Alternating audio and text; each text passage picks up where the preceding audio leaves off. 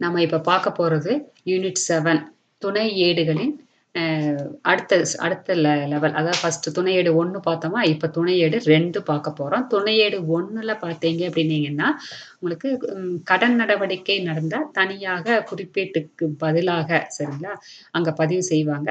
அ அந்தந்த நிறுவனங்கள் அந்தந்த தொழிலை பொறுத்து அந்த கடன் நடவடிக்கை அதிகமா இருந்துச்சுன்னா, அந்த துணை ஏடு 1ல இருக்கக்கூடிய கொள்முதல் ஏடு, விற்பனை ஏடு, கொள்முதல் திருப்ப ஏடு, விற்பனை திருப்ப ஏடு, பெறுதற்குரிய மாற்றுச்சீட்டு ஏடு, செலுத்தற்குரிய மாற்றுச்சீட்டு ஏடு அப்படிங்கிற மாரி பயன்படுத்திக்குவாங்க. அதுவே வந்து ரொக்க நடவடிக்கை அதிகமாக இருக்கும் பொழுது, எந்த ஏடுகளை பயன்படுத்துவாங்க அப்படிங்கிறத துணை ஏட்டு 2ல நம்ம பார்க்க போறோம். சரிங்களா? இப்ப இந்த பொருளடக்கத்துல பார்க்கலாம்.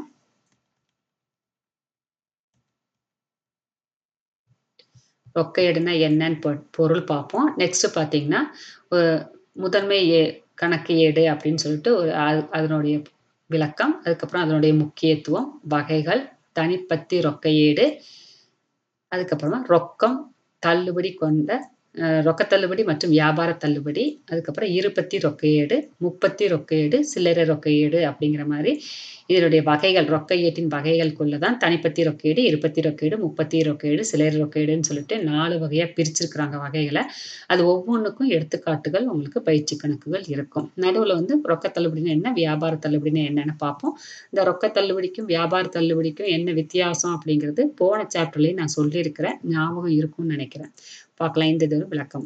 நெக்ஸ்ட் போன லெசன்ல நம்ம என்ன பார்த்துருக்கோம் இதுவரைக்கும் பார்த்தீங்கன்னா, இந்த கணக்கியலின் விதிகள் பார்த்தோம். குறிப்பேடு பார்த்துருக்குறோம். பேரேடு பார்த்துருக்குறோம். நெக்ஸ்ட் பார்த்தீங்கன்னா, பேரேட்டுக்கு அப்புறமா உங்களுக்கு இருப்பாய்வுன்னு ஒண்ணு பார்த்தோம். சரிங்களா? பேரேட்டின் முடிவுகள நம்ம இருப்பாய்வுக்கு எடுத்துட்டு போனோம். இருப்பாய்வு வந்து அந்த கணக்குகள் வந்து நடவடிக்கை எல்லாம் சரியா பதிவு செஞ்சிருக்கிறோமா அப்படின்னு சரித்தன்மையை உணர்வதற்காக இருப்பாய்வு நம்ம தயாரிப்போம். அதுக்கப்புறமா துணை ஏடுகள் அப்படிங்கிறத நம்ம பார்த்துட்டுருக்குறோம். அதுல துணையேடு 1 நம்ம பார்த்தாச்சு. துணையேடு 2 இப்ப நம்ம பார்க்க போறோம். சரிங்களா? இப்ப நீங்க குறிப்பேட்டு இந்த விதிகள் அப்படிங்கிறது உங்களுக்கு மனசுல இருக்கணும். இந்த விதி இருந்தா மட்டும் தான் குறிப்பேட்டு பதிவ கரெக்ட்டா போட முடியும். இந்த குறிப்பேடு டச் இல்லாம எந்த ஒரு சாப்டர்லேருந்து நம்ம வெளில வர முடியாது. எல்லா சாப்டர்லயும் குறிப்பேடு தெரியாம நம்ம போட முடியாது. குறிப்பேடு தெளிவா நீங்க புரிஞ்சிருக்கணும். விதிய எப்படி பயன்படுத்துறது அப்படிங்கிறத நீங்க புரிஞ்சிருக்கும். இதுவரைக்கும் நீங்க போடும்போதே புரிஞ்சிருக்கும். மறுபடியும் தெளிவுபடுத்திக்கோங்க. பேரேட்ல எப்படி போஸ்டிங் குடுத்தீங்க? எப்படி எடுத்து எழுதுனீங்க? அப்படிங்கிறதையும் நீங்க தெளிவாயிருப்பீங்க. பேரேட்டுக்கு அப்புறமா இருப்பு எப்படி கட்டுவீங்க? பேரேட்ல முடிவ எப்படி தெரிஞ்சுக்குவீங்க? பற்றிருப்பா, வரவிருப்பா அப்படிங்கிறத இந்த பேரேட்ல போட்டு தெரிஞ்சிருந்திருப்பீங்க. அதுக்கப்புறமா அத இருப்பாய்வு தயாரிச்சு முடிச்சிருக்கிறீங்க.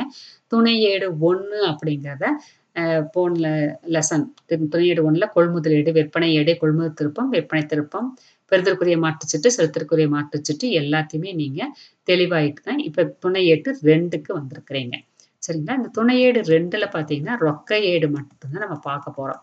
அப்ப இதுல வேற என்ன பார்ப்பீங்க அப்படின்னீங்கன்னா, ரொக்க நடவடிக்கை மட்டும் எப்படி பதிவு செய்ய போறோம் அப்படிங்கிறத தான் பார்க்க போறோம். சரிங்களா?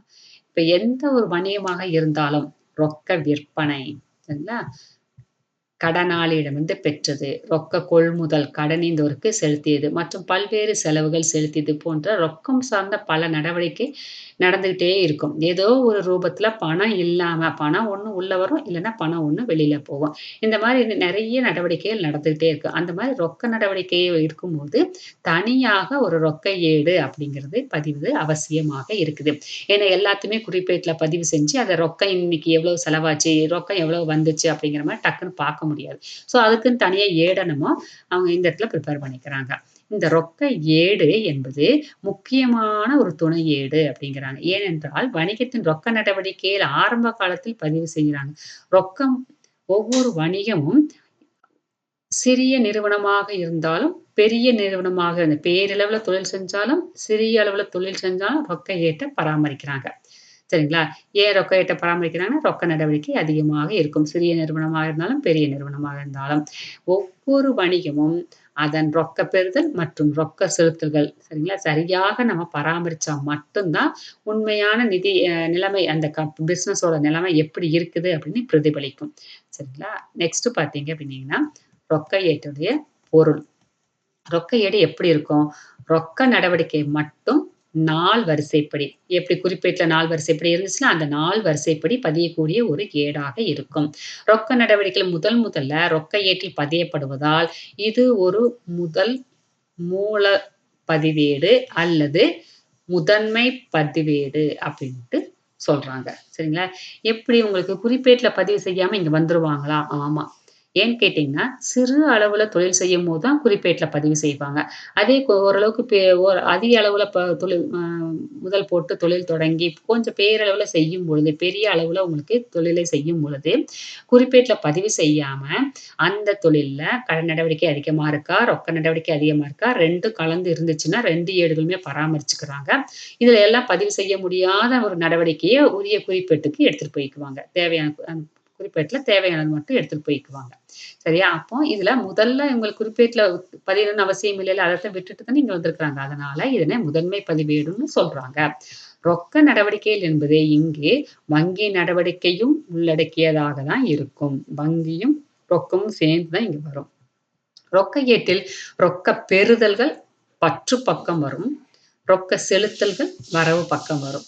இப்ப இந்த ரொக்க ஏட்ட பத்தி பேசும்போது நம்ம பேரேடு ஞாபகம் வரும்.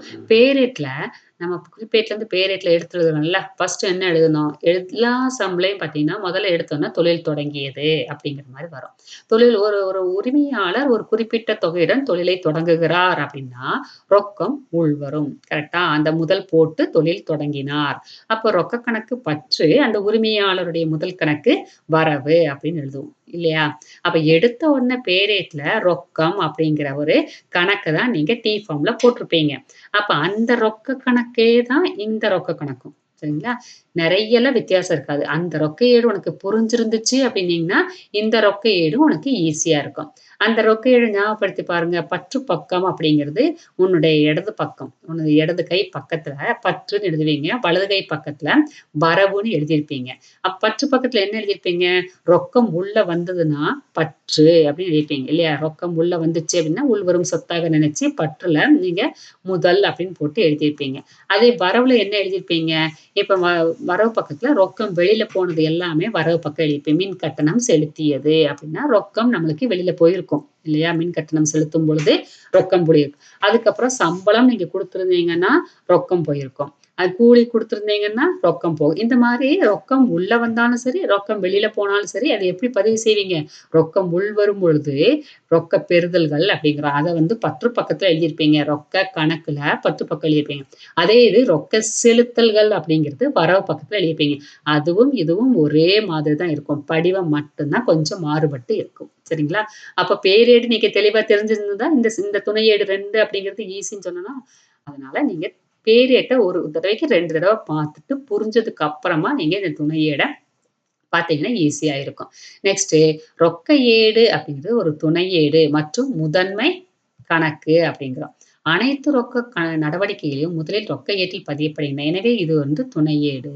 ஓ ரொக்க ஏடு பராமரிக்கும் போது தனியாக ரொக்க கணக்கு மற்றும் வங்கி கணக்கு பேரேட்டில் தயாரிக்க வேண்டியது இல்லை. ஏன்னா இங்கேயே பார்த்தீங்கன்னா, பேரேடு கணக்கு மாரி தானே இருக்கு. 2 பக்கம் தான் நம்ம பதிவு பண்ண போறோம். சரி பேரேட்ல இருக்கிற ரொக்க கணக்கு மாதிரி தானே. அதுக்கு எதுக்கு தனியா ஒரு பேரேடு? அது தேவையில்லை. ஏனென்றால் ரொக்க ஏட்டில் ரொக்க பெறுதல்களும், ரொக்க செலுத்துதலும் ஒப்பிட்டு இறுதியில் ரொக்கம் மற்றும் வங்கி இருப்புக்கள் கணக்கிடப்படுகின்றன. எல்லாமே இங்கேயே ரிசல்ட் தெரிஞ்சிரும் நமக்கு. இந்த ரொக்க கணக்குல என்ன இருக்குது அப்படின்னு. இதனுடைய முக்கியத்துவம் என்ன? இது ஒரு குறிப்பேடாவும் இருக்குது, பேரேடாவும் இருக்குது. சரிங்களா? முதல்ல வந்து குறிப்பேட்டுக்கு பதிலா தான் இந்த ரொக்க ஏட நம்ம தயாரிக்கிறோம். அதே நேரத்தில இது பேரேடு மாதிரி தான் இருக்கும். அது ஒரு அது உடனே உங்களுக்கு வேணுங்கிற தகவல்கள் இங்கேயே நம்ம பார்த்துக்கலாம்.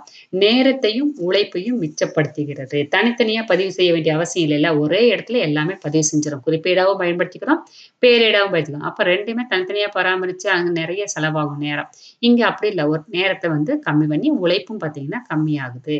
நெக்ஸ்ட் பார்த்தீங்க அப்படின்னீங்கன்னா 3வது ரொக்க இருப்பு மற்றும் வங்கி இருப்பு இங்கேயே பார்த்துக்கலாம். வேற எங்கேயும் தனித்தனியாக பேரிட ஆரம்பிச்சு அந்த மாரி இல்ல. இங்கேயே பார்த்தீங்கன்னா ஒப்பிட்டு பார்த்துக்கலாம்.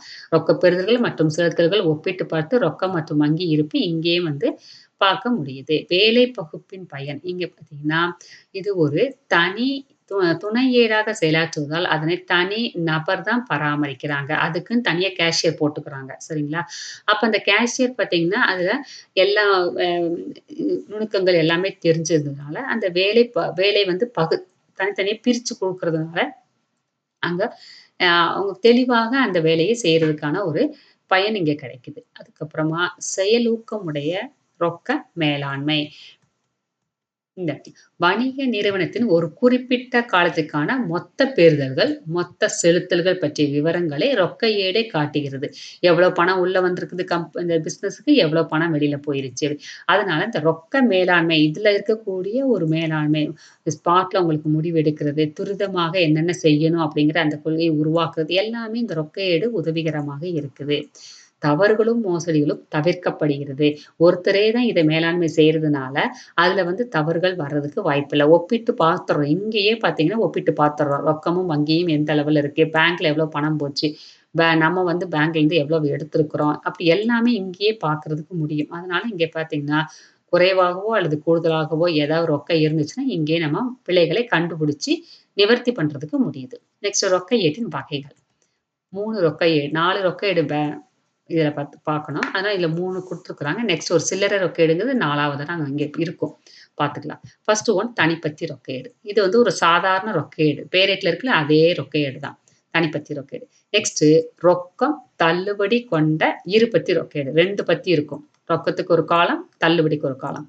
நெக்ஸ்ட் பார்த்தீங்கன்னா, ரொக்கம், தள்ளுபடி, வங்கி 3 பத்தி இருக்கும். 3 முப்பத்தி ரொக்க ஏடு அப்படின்னு சொல்றோம். நெக்ஸ்ட் பார்த்தீங்கன்னா, இது தவிர்த்து சில்லறை ரொக்க ஏடு அப்படின்னு ஒண்ணு இருக்கும். இந்த சில்லறை ரொக்க ஏடு அப்படிங்கிறது சிறு சிறு செலவினங்களை பதிவு செய்றதுக்காக ஒரு தனியா ஒரு ஏடு வச்சுக்கிறோம். அவ்வளோதான். இது மொத்தமா 4 ஏடு வகைகள் அப்படிங்கிறது 4 ஏட்டையும் நீங்க சொல்லியிருக்கணும். தனியா உங்களுக்கு ரொக்க ஏற்றின் வகைகளை கூறுக, யாவை அப்படி மாரி கேட்கலாம் உங்களுக்கு. இப்போ தனிப்பத்தி ரொக்க ஏட பத்தி பார்க்கலாம். தனிப்பத்தி ரொக்கையீடு வந்து சாதாரண ரொக்கையீடுன்னு சொன்னோமா, நம்ம பேரேட்ல இருக்குதுல்ல அதே மாதிரின்னு சொல்லிட்டேன். இப்ப இதுல படிவம் பாரு, தனிப்பத்தி ரொக்கையீடுன்னு சொல்லியாச்சா? படிவம் பேரேட்ல சென்டர் பேஜ் இருக்குல்ல, நோட்ல சென்டர் பேஜ் அதுதான் இங்க இருக்குது. Centre page. சரிங்களா? அந்த நடுவுல இருக்கக்கூடிய அந்த 2 பக்கமும் நோட்ட விரிச்சு வச்சுட்டீங்கன்னா, நடுவுல இருக்கிற கோடு தான் இந்த கோடு. அப்போ பற்று அப்படிங்கிறது நம்மளுடைய இடது பக்கம். வரவு அப்படிங்கிறதே நம்மளுடைய வலது பக்கம். நோட்ட ஓப்பன் பண்ணி வச்சீங்கன்னா, இப்படி இருக்கும். பற்று, வரவு. இந்த இடத்துல நடுவுல இருக்கக்கூடிய அந்த பேஜ். சரிங்களா? அந்த நோட் தச்சிருப்பாங்கல்ல அந்த இடம். இந்த இடத்துல பார்த்தீங்கன்னா, நாள், காலம் எப்பவும் போல இருக்கும். பெறுதல்கள் அப்படிங்கிற விவர காலத்துல போட்டுருவீங்க. பெறுதல்கள் அப்படின்னு. இந்த இடத்துல இடாப்பு எண்க்கு ஒரு காலம் ஏற்கனவே இருக்கும்ல, பற்று காலம் இருக்குல்ல, அத 2ஆ பிரிச்சு இடாப்பு எண்க்கு ஒரு ஒரு காலமும், பேரேட்டு பக்க எண்க்கு ஒரு காலம் போட்டு தொகை போட்டா போதும். சரியா? பற்று காலம், வரவு காலம் 2 இருக்கும் நம்மளுக்கு. அதுல ஒரு காலத்துல தொகை போட்டுருங்க. இன்னொரு காலத்த 2ஆ பிரிச்சுக்கோங்க. 2ஆ பிரிச்சு இத எழுதிக்கோங்க. நெக்ஸ்ட் நாள் அடுத்த பேஜ்ல நாள், செலுத்தல்கள், சான்று சீட்டு எண். இங்க இடாப்பு எண் போட்டிருக்கிறீங்க. சரிங்களா? இங்க சான்று சீட்டு எண் போடணும். நெக்ஸ்ட் பேரேட்டு பக்க எண், தொகை. சரிங்களா? இது வந்து தனிப்பத்தி ரொக்கேட்டுக்கோட படிவம். இது வந்து 2 மார்க்ல உங்களுக்கு தனிப்பத்தி ரொக்கேட்டின் படிவம், இருபத்தி ரொக்கேட்டின் படிவம், முப்பத்தி ரொக்கேட்டின் படிவம் அப்படின்னு தனித்தனியா உங்களுக்கு கொஸ்டின்ஸ் கேட்கலாம். சரிங்களா? வரும் உங்களுக்கு. அதனால நீங்க படிவத்த சரியா பார்த்து வச்சுக்கோங்க. இதுல உங்களுக்கு என்னென்ன இருக்குது அப்படின்னு சொல்லிட்டு, இதுல ரொக்கம் நம்மளுக்கு உள்வரும் பொழுது, ரொக்கம் பெறும் பொழுது இந்த இடத்துல எழுதுவீங்க. ரொக்கம் செலுத்தும்போது இந்த பக்கம் பதிவு செய்வீங்க. வரவு சைடுல. இப்ப பார்க்கலாம் அடுத்து. இதெல்லாம் உங்களுக்கு படிவத்துடைய விளக்கம். நீங்க வாஸ்து பார்த்தாலே புரியும்.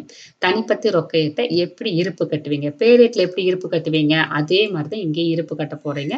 வித்தியாசம் ஒண்ணும் வரப்போறதில்ல உங்களுக்கு. ஈஸியா உங்களுக்கு இருப்பு கட்டிடலாம். எடுத்துக்காட்டு 1 பாரு. குணால் சரிங்களா? குணால் என்பவரின் தனிப்பத்தி ரொக்க ஏடு. அப்ப அவர் பெயர் குடுத்ததுனால சரிங்களா? மேல பார்த்தீங்கன்னா, குணாலின் தனிப்பத்தி ரொக்க ஏடுன்னு அப்படின்னு எழுதணும் நம்ம. இப்ப பார்த்தீங்கன்னா, எப்படி நம்ம பேரேடு போடும்போது குறிப்பேட்ட நம்ம மனசுல வச்சுட்டு, எழுதி வச்சுட்டு, அதுக்கப்புறமா நம்ம பேரேடு போட்டோமோ, அதே மாரி தான் இங்கேயும் நம்ம போட போறோம். ஆனா, இந்த இடத்துல நம்ம பதிவு செய்றது அப்படிங்கிறது இருக்காது. நீயா மனசுல எழுதிக்கணும். இல்ல அப்படின்னீங்கன்னா, நோட்ல ஒரு பக்கத்துல அதாவது உங்களுக்கு அந்த பேஜ் இருக்குல்ல, ஃபர்ஸ்ட்டு அந்த பேரிட சாரி தனிப்பத்தி ரொக்கேடு போடுறதுக்கு மேல கொஞ்சம் ஸ்பேஸ் இருக்கும்ல, அந்த ஸ்பேஸ்ல கூட எழுதி வச்சுக்கலாம். அதுக்குள்ளேயே உங்களுக்கு குறிப்பேடு போட்டு, பேரேடு போடுறதுக்குள்ளேயே உங்களுக்கு இதெல்லாம் மனப்பாடம் ஆயிரும் உங்களுக்கு. இல்லையா? குறிப்பேடு அப்படிங்கிறது மனப்பாடம். கையிருப்பு ரொக்கம். கையிருப்பு அப்படின்னு சொன்னாலே இருப்பு கீழ் கொணர்தல். சரிங்களா? அத ஞாபகம் வச்சுக்கோங்க. கையிருப்பு அப்படின்னா, இருப்பு கீழ் போன வருடத்துடைய முடிவு, இருப்பு கீழ் இறக்கத்த இந்த வருடத்துல கொண்டு வந்திருக்கிறீங்க. அதான் கையிருப்பு ரொக்கம் அப்படிங்கிறோம். ரொக்க ஏட்டுல மீதி போன வருஷத்தோட டிசம்பர் எண்டுல பார்த்தீங்கன்னா, ஒரு ரூ. 11,200 இருந்திருக்குது. அத ஜனவரி 1ஆம் தேதி கையிருப்பு ரொக்கமாக நம்ம பீரோல வச்சிருக்கிறீங்க. சரிங்களா? அதுக்கு பேர் என்ன? இருப்பு கீழ் கொணர்தல். 2வது 5ஆம் தேதி ரமேஷ் என்பவரிடமிருந்து பெற்றது அப்படிங்கிறாங்க. அப்போ இங்க என்னடா பெற்றது? எத வாங்குனாரு? இது அண்டர்ஸ்டூட் தான் உங்களுக்கு. ரொக்கத்த தான் வாங்கியிருப்பாரு. வேற என்ன வாங்கியிருப்பாரு? அதனால ரமேஷ் என்பவரிடமிருந்து பெற்றது. பெறும்பொழுது ரொக்கம் உள்வருகிறது. உள்வரும் சொத்தை பற்றுவை ரூல்ஸ்ல ரொக்க கணக்கு பற்று ரமேஷ். இத நீங்க ஞாபகம் வச்சுக்கணும். சரிங்களா? மனசுல இத ஞாபகம் வச்சுட்டு, இல்லன்னா இந்த பக்கம் சின்னதா இப்ப இப்ப நம்ம போடுறதுக்கு பென்சில்ல நீங்க புக்ல எழுதிக்கலாம். சரிங்களா? இதுவே இது எக்ஸாமா இருந்துச்சுன்னா, நீங்க கொஸ்டின் பேப்பர்ல எழுத முடியாது. அப்ப என்ன பண்ணுவீங்க? டெஸ்ட் பேப்பர்ல மேல கொஞ்சம் ஸ்பேஸ் இருக்கும்ல, அங்க எழுதி வச்சுக்கலாம். இல்ல ரஃப் ஷீட்ல நீங்க எழுதிக்கலாம். ஓகே. 7ஆம் தேதி வாடகை செலுத்தியது. வாடகை அப்படிங்கிறது ஒரு பெயரளவு கணக்கு இல்லையா? செலவு. செலவு அப்படிங்கிறது பெயரளவு கணக்கு. அப்ப வாடகை செலுத்தியது. செலவு தானே? செலவுகளும், நட்டங்களும் பற்றுவை ரூல்ஸ்ல வாடகை கணக்கு பற்று ரொக்கம் வெளிச்செல்லுகிறது. அதனால ரொக்க கணக்கு வரவு. ரொக்கத்திற்கு சரக்கு விற்றது. விற்பனை செஞ்சுக்கிறீங்க. விற்பனை எப்பொழுதும் வரவுன்னு சொல்லியிருக்கிறேன்னா, வெளிச்செல்லும் சொத்து அப்படிங்கிறது, இல்ல வருமானம் அப்படின்னு சொல்லலாம். விற்பனை எப்பொழுதும் வரவு. ரொக்கம் உள் வந்திருக்குது. கடன் விற்பனை இல்ல. ரொக்க விற்பனை. அப்ப ரொக்கம் உள் வருகிறது. ரொக்க கணக்கு பற்று விற்பனை கணக்கு வரவு. இந்த இடத்துல மோகனுக்கு செலுத்தியது. அப்ப மோகனுக்கு செலுத்துகிறோம். மோகன் பெறுகிறார். கரெக்ட்டா? ரொக்கம் நம்மிடமிருந்து வெளிச்செல்லுகிறது. அப்ப மோகன் பெறுபவர் கணக்கை பற்றுவை ரூல்ஸ்ல மோகன் கணக்கு பற்று பணம் வெளியில போகுதா? அதனால ரொக்க கணக்கு வரவு. நெக்ஸ்ட்டு அரைகலன் ரொக்கத்திற்கு வாங்கியது. அரைகலனை வாங்கியது சொன்னோம்னா, நீ கொள்முதல் நினைக்கக்கூடாது. அரைகலன் சொத்து. சொத்து உள்வருகிறது. வாங்கியதுன்னு சொன்னா சொத்து உள்வருகிறது. அப்போ உள்வரும் சொத்து அப்படின்னு சொல்லிட்டு, அரைகலன் கணக்கு பற்று ரொக்கம் அப்படின்னு சொன்னதுனால ரொக்க கணக்கு வரவு. நெக்ஸ்ட் சம்பளம் கொடுத்தது. சம்பளம் கொடுத்தது அப்படிங்கும்போது அது ஒரு செலவு. அப்ப சம்பளம் கணக்கு பற்று ரொக்க கணக்கு வரவு. இந்த நடவடிக்கை எல்லாம் நீங்க ஒரு தடவ மனசுல போட்டுட்டு, அத நீங்க தனிப்பத்தி ரொக்க ஏட்டுக்கு எடுத்துட்டு வரீங்க. சரிங்களா? ரொக்கம் அப்படிங்கிற ஒரு இத மட்டும் கணக்கு மட்டும் போட்டா போதும். மீதி எல்லாமே நீங்க போட தேவையில்ல. தனிப்பத்தி ரொக்க ஏடு. குணால் என்பவரின் ஏடுகளில் தனிப்பத்தி ரொக்க ஏடு. இது வந்து ஹெட்டிங் கண்டிப்பா நீங்க இது மாரி தான் எழுதியிருக்கணும். சென்டர் பேஜ்ல எழுதியிருக்கணும். பற்று, வரவு கண்டிப்பா நீங்க போட்டுக்கணும்.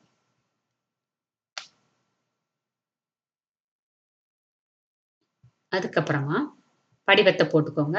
நாள், பெறுதல்கள், விவரம் போடக்கூடாது. இந்த இடத்துல பெறுதல்கள், பேரேட்டு பக்க எண், இங்க இடாப்பு எண் போட்டிருக்கணும். இவங்க போடல. நெக்ஸ்ட் தொகை, நெக்ஸ்ட் நாள், செலுத்தல்கள், சான்று சிட்டி எண் ஒரு காலம் நீங்க போட்டிருக்கணும். அதுக்கப்புறம் பேரேட்டு பக்க எண், தொகை. சரிங்களா? இந்த இடத்துல பார்த்தீங்கன்னா, ஃபர்ஸ்ட் எடுத்தோனே இருப்பு கீழ் கொணர்தல் சொன்னனா? சரிங்களா? இருப்பு கீழ் கொணர்தல். மேல பார்த்துக்கோ. 1வது பாரு கையிருப்பு ரொக்கம் 11,000 அது இருப்பு கீழ் கொள்ளுங்க. ரொக்கம் எப்பொழுதும் பற்றிருப்பை காட்டும். ஏன்னா அது சொத்து. சரிங்களா? சொத்துக்கள் பற்றிருப்பை காட்டும். அப்ப பற்றுல வந்து அவங்க வரவா இருந்துச்சு, மேல்வரை பற்றாக இருந்துச்சுன்னா வரவுன்னா அதையும் சொல்லிருவாங்க. அவங்க வான்னு போட்டு வச்சிருப்பாங்க. அப்ப நம்ம புரிஞ்சுக்கலாம். இல்ல மேல்வரை பற்றுன்னு சொல்லியிருப்பாங்க.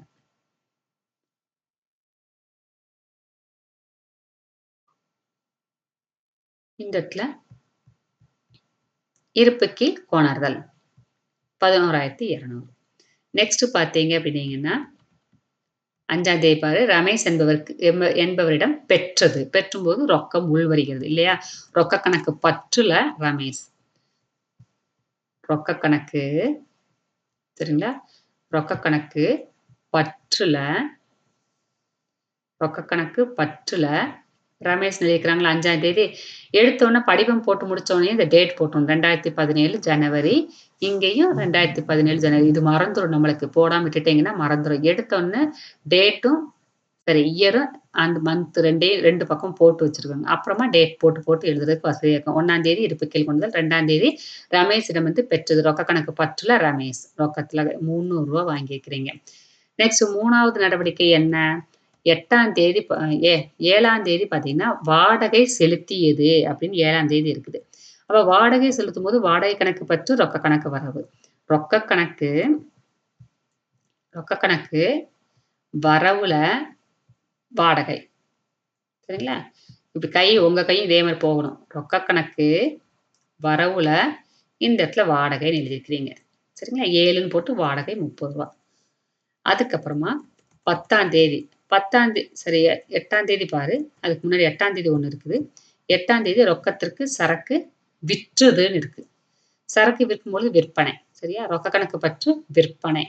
ஸோ இந்த இடத்துல ரொக்க கணக்கு ரொக்க கணக்கு பற்றுல விற்பனை. இந்த மாரி உங்களுக்கு கை இந்த இடத்துல வந்திருக்கணும். பேனா வச்சு ரொக்க கணக்கு பற்றுல விற்பனைன்னு எழுதியிருக்கணும். புரியுதா? அப்படி அப்படி கை வச்சு வச்சு எழுதினீங்கன்னா தான் ஈஸியா இருக்கும். ரொக்க கணக்கு பற்றுல விற்பனை எவ்வளவு? ரூ. 300. அதுக்கப்புறமா 8ஆம் தேதிக்கு அப்புறமா உங்களுக்கு 10 மோகனுக்கு செலுத்தியதுன்னு இருக்குது. மோகனுக்கு செலுத்தியது. அப்ப மோகனுக்கு செலுத்தியது எவ்வளவு? செலுத்தும்போது மோகன் பெறுகிறார். மோகன் கணக்கு பற்று ரொக்க கணக்கு வரவு. அப்ப ரொக்க கணக்கு வரவுல போய் மோகன் எழுதி அது அவருடைய தொகை போட்டா போதும். சரிங்களா? குறிப்பேடு பதிவு போட்டு வச்சுட்டீங்கன்னா ஈஸியா இதுல போஸ்டிங் குடுத்துரலாம். நெக்ஸ்ட் பார்த்தீங்கன்னா, அரைகலன் ரொக்கத்துக்கு வாங்கியது. அப்ப அரைகலன் கணக்கு பற்று ரொக்கம் அப்படின்னு சொன்னோம். அரைகலன் கணக்கு பற்று ரொக்கம். ரொக்க கணக்கு வரவுல போயி ரொக்க கணக்கு வரவுல போயி அரைகலன். சரிங்களா? ரொக்க கணக்கு வரவுல போயி அரைகலன் எவ்வளவு தொகை அப்படின்னு போட்டுறணும். அதுக்கப்புறமா அரைகலன் வாங்குனதுக்கு அப்புறமா உங்களுக்கு அடுத்த என்ட்ரி என்னன்னு பார்க்கலாம். சம்பளம் கொடுத்தது. சரிங்களா? சம்பளம் கொடுத்தது. சம்பளம் செலவு. சம்பள கணக்கு பற்று ரொக்கம். இப்ப ரொக்க கணக்கு வரவுல சம்பளம். சரிங்களா? ரொக்க கணக்கு வரவுல சம்பளம் ரூ. 100. இப்ப ஆட்டோமேட்டிக்கா இது எல்லாமே போஸ்டிங் குடுத்ததுக்கு அப்புறமா, ஒரு 4 லைன் விட்டுட்டு, அதுக்கப்புறமா இந்த கோடு போட்டு முடிப்பீங்க. டோட்டல் போடுவீங்க. இந்த டோட்டல் பார்த்தீங்கன்னா, இங்க கோடு போட்டு, அதே நேர்கோட்டுல தான் இங்க நீங்க கோடா முடிப்பீங்க. கீழ பார்த்தீங்கன்னா, நடுவுல ஒரு லைன் விட்டிருப்பீங்க தொகை எழுதுறதுக்கு. அதுக்கப்புறம் 3வது லைன்ல இந்த 2 கோடு போட்டிருப்பீங்க. அதே நேர்கோட்டுல இங்க கோடு போட்டுருக்கணும். சரிங்களா? இந்த கோடும் உங்களுக்கு ஒரே நேர்கோட்டுல இருக்கணும். சரிங்களா? இப்ப ரொக்க கணக்கு எப்பொழுதும் பற்று காட்டும்னு சொன்னேன்னா, அப்ப பற்று பக்கம் தான் உங்களுக்கு ஜாஸ்தியா இருக்கும். இது எல்லாத்தையும் கூட்டுனீங்கன்னா 11,800. இந்த 11,800 இந்த இடத்துல நீங்க போடுவீங்க. இதே பிங்க்ல என்ன எழுதியிருக்கிறீங்களோ, அதே தான் இங்கேயும் போடுவீங்க. அப்ப இந்த 10,770 எப்படி வந்துச்சு? இருப்பு கட்டுனீங்க. சரியா? இவ்வளவு தொகை நம்ம கையில இருக்கு. 11,800. எவ்வளவு செலவு பண்ணியிருக்கிறீங்க? வாடகைக்கு ரூ. 30 குடுத்துருக்கிறீங்க. மோகனுக்கு ரூ. 700 குடுத்துருக்கிறீங்க. அறைகளுக்கு ரூ. 200 குடுத்துருக்கிறீங்க. சம்பளமா ரூ. 100 குடுத்துருக்கீங்க. இது எல்லாத்தையும் கூட்டுனீங்கன்னா ஒரு தொகை வருமா? அந்த தொகைய இந்த 11,800ல கழிச்சீங்கன்னா 10,770. அதுக்கு பேர் என்ன? இருப்பு. 30ஆம் தேதி உங்களுக்கு ஜனவரி 31ஆம் தேதி உங்க கையில எவ்வளவு இருப்பு இருக்குது அப்படிங்கிறத இங்க நம்ம கண்டுபிடிச்சோம். இருப்பு கீழ் இறக்கம். இது இறக்கப்பட வேண்டியது. இறக்கம் 10,770. இத வந்து எதிர்பக்கம் இந்த ஆப்போசிட் டைரக்ஷன்ல நம்ம இத எடுத்துட்டு வந்துடுறோம். 10,770. எப்பவுமே இருப்பு கீழ் இறக்கம் வந்து தொகைக்கு மேல இருக்கும் இந்த இடத்துல. இருப்பு கீழ் கொணர்தல் தொகைக்கு கீழ வரும். அது எந்த பக்கமா இருந்தாலும். இங்க தொகைக்கு கீழ இருப்பு கீழ் கொணர்தல் போட்டுட்டீங்க. இருப்பு கீழ் கொணர்தல். அது பிப்ரவரி 1. ஏன்னா ஜனவரி மாசத்தோடைய முடிவு பிப்ரவரி 1ல நீங்க இந்த இடத்துல காமிச்சிருக்கிறீங்க. ஸோ இது தனிப்பத்தி ரொக்க ஏடு, பேரேட்டில் உள்ள ரொக்க ஏடு மாதிரியே தான். வித்தியாசம் ஒண்ணுமே இல்ல. இருப்பு கட்டுறது மட்டும் கரெக்ட்டா பார்த்து இருப்பு கட்டிக்கோங்க. நெக்ஸ்ட் எடுத்துக்காட்டு 2. எடுத்துக்காட்டு 2 வந்து பிரதீப் அப்படிங்கிறவருடைய தனிப்பத்தி ரொக்க ஏடு. இதுவும் தனிப்பத்தி ரொக்க ஏடு தான். உங்களுக்கு அதே பேரேடு மாரி தான் இதையும் நம்ம பார்க்க போறோம். இங்க வந்து வணிகம் ரொக்கத்துடன் துவங்கியது. அப்ப எப்பவும் போல ஓப்பன் என்ட்ரி போடணும் நீங்க. ரொக்க கணக்கு பற்று முதல் கணக்கு வரவு. சரிங்களா? இத நீங்க இப்ப வந்து நீங்க நோட்ல பதிவு பண்ணணும் அப்படிங்கும்போது, நீங்க இந்த நோட்ல புக்லயே இந்த பக்கம் நீங்க அந்த குறிப்பேட்டு பதிவை எழுதி வச்சுக்கலாம். ரொக்க கணக்கு பற்று முதல் கணக்கு வரவு. ரொக்கம் அப்படின்னு போட்டு இப்படி ஒரு பார் போட்டு முதல்னு எழுதி வச்சுக்கோ. அடுத்து ரொக்கத்திற்கு சரக்கு வாங்கியது. வாங்கும்பொழுது கொள்முதல். கொள்முதல் கணக்கு பற்று இப்படி ஒரு பார் போட்டு இந்த இடத்துல ரொக்கம்னு எழுதிக்கோங்க. கொள்முதல் இப்படி சின்னதா ஒரு பார் போட்டு ரொக்கம்னு எழுதுங்க. அதுக்கப்புறமா ரொக்கத்துக்கு சரக்குகள் விற்றதுன்னு சொல்லிக்கிறோம். விற்கும் பொழுது ரொக்கம் உள் வரும். ரொக்க கணக்கு பற்று விற்பனை. ரொக்க கணக்கு பற்று விற்பனை. நெக்ஸ்ட் ரொக்கம் வங்கியில் செலுத்தியது. வங்கி பெறுகிறது அப்பனா. வங்கி கணக்கு பற்று ரொக்கம். சரிங்களா? வங்கி கணக்கு பற்று ரொக்கம். சங்கீதாவிற்கு ரொக்கத்திற்கு சரக்கு விற்றது. சரிங்களா? சங்கீதான்னு சொன்னோன்னா நீ கடன் நடவடிக்கையை நினைச்சிடக்கூடாது. இங்க ரொக்கத்திற்கு சரக்கு விற்றதுன்னு இருக்குது. அப்போ உங்களுக்கு ரொக்க கணக்கு பற்று விற்பனை. சரிங்களா? அதுக்கப்புறமா பிரீத்தி. பிரீத்திக்கு பார்த்தீங்கன்னா, பிரீத்தி என்பவருக்கு கடனாக சரக்கு விற்றது. கடனுக்கு வித்திருக்கிறீங்க. பிரீத்திக்கு கடனுக்கு வித்திருக்கிறீங்க. அப்ப பிரீத்தி கணக்கு பற்று விற்பனை கணக்கு வரவு. ஓகேவா? பிரீத்தி கணக்கு பற்று விற்பனை கணக்கு வரவு. இந்த இடத்துல இது கடன் அப்படிங்கிற ஒரு வார்த்தை வந்திருக்கு. அப்ப ரொக்க ஏட்டுல இந்த கடன் நடவடிக்கை உங்களுக்கு வராது. புரிஞ்சுதா? குறிப்பேட்டு பதிவு அப்படிங்கிறதுக்காக நான் சொன்னேன். இந்த இடத்துல ரொக்க ஏட்டுல கடன் நடவடிக்கை வராது. எப்படி கடன் நடவடிக்கை மட்டும்தான் துணை ஏட்டுல பதிவு செய்யணும். ரொக்க நடவடிக்கை நம்ம பதிவு செய்ய மாட்டோம்ல அந்த இடத்துல. அதே மாரி இங்க கடன் நடவடிக்கை நம்ம பதிவு செய்ய மாட்டோம். 17. சரிங்களா? 17 வந்து கடன் நடவடிக்கை. அதனால இங்க பதிவு செய்ய மாட்டீங்க. ஜஸ்ட் குறிப்பேட்டு பதிவு மட்டும் சொன்னேன். நெக்ஸ்ட் பார்த்தீங்கன்னா 21 ரொக்கம் செலுத்தி எழுதுபொருள் வாங்கியிருக்கிறாங்க. அப்ப எழுதுபொருள் கணக்கு பற்று ரொக்க கணக்கு வரவு. முருகனுக்கு ரொக்கம் செலுத்தியது. முருகன் பெறுகிறார். முருகன் கணக்கு பற்று ரொக்கம். நெக்ஸ்ட் பார்த்தீங்கன்னா ரொக்கமாக கழிவு கொடுத்ததுன்னு இருக்குது. கொடுத்ததுன்னா ஒரு செலவு. சரிங்களா? அதனால கழிவு கணக்கு பற்று செலவு நட்டங்கள் பற்றுவை ரூல்ஸ்ல கழிவு கணக்கு பற்று ரொக்க கணக்கு வரவு. அதுக்கப்புறமா அலுவலக தேவைக்காக வங்கியிலிருந்து எடுத்தது. சொந்த தேவைக்காக எடுக்கல. அலுவலக தேவைக்காக. அப்ப அதுக்கு பேர் என்ன? எடுப்பு. எடுப்பு. எடுப்புன்னு வராது இந்த இடத்துல. அலுவலக தேவைன்னு சொன்னதுனால, ரொக்கம் நம்ம தொழிலுக்காக எடுத்திருக்கிறீங்க. ரொக்க கணக்கு பற்று வங்கி கணக்கு வரவு. காசோலை மூலம் வாடகை செலுத்தியது. வாடகைங்கிறது ஒரு செலவு. அத வந்து பணமா நீங்க குடுக்கல. வங்கியிலிருந்து குடுத்துருக்கிறீங்க. அப்போ வாடகை கணக்கு பற்று வங்கி கணக்கு வரவு. சரிங்களா? இந்த குறிப்பேட்டு பதிவு எல்லாத்தையுமே மனசுல இருத்திட்டு, இல்லன்னா சின்னதா ஒரு பேப்பர்ல போட்டு வச்சுட்டு, அப்புறமா தனிப்பத்தி ரொக்கையோடைய இந்த எடுத்துக்காட்ட பார்த்தீங்கன்னா, உங்களுக்கு ஈஸியா இருக்கும். சரிங்களா? எடுத்த உடனே உங்களுக்கு என்ன வந்துச்சு? பிரதீப் வந்து தொழில் தொடங்கியிருக்கிறாங்க. பிரதீப் என்பவரின் ஏடுகளில் தனிப்பத்தி ரொக்கையேடு ஹெட்டிங் போட்டு, படிவம் நீங்க எப்பவும் போல நீங்க இந்த இடத்துல போட்டுறீங்க. போட்டு முடிச்சுட்டு, அதுக்கப்புறமா ஃபர்ஸ்ட் நடவடிக்கை 2017 ஏப்ரல் 2 பக்கம் நீங்க போட்டு முடிச்சிரணும். இந்த இடத்துலயும் 2017 ஏப்ரல். அப்போ ஃபர்ஸ்ட் நடவடிக்கை என்ன? அவர் முதல் போட்டு தொழில் தொடங்கியிருக்கிறார். அப்ப ரொக்க கணக்கு பற்று பிரதீப் முதல் கணக்கு 27,000. 2வது என்ன நடவடிக்கை இருக்குதுன்னு பார்க்கலாம். 5ஆம் தேதி ரொக்கத்திற்கு சரக்குகள் வாங்கியது. 10ஆம் தேதி ரொக்கத்துக்கு சரக்கு விற்றது. 2 நடவடிக்கை மனசுல வச்சுக்கோங்க. ரொக்கத்திற்கு சரக்கு வாங்கியது, ரொக்கத்திற்கு சரக்கு விற்றது. சரியா? ரொக்கத்திற்கு சரக்கு வாங்கும் பொழுது கொள்முதல் கணக்கு பற்று ரொக்க கணக்கு வரவு. ஸோ ரொக்க கணக்கு வரவுல போய் இந்த இடத்துல கொள்முதல் எழுதி ரூ. 6,000 எழுதிட்டீங்க.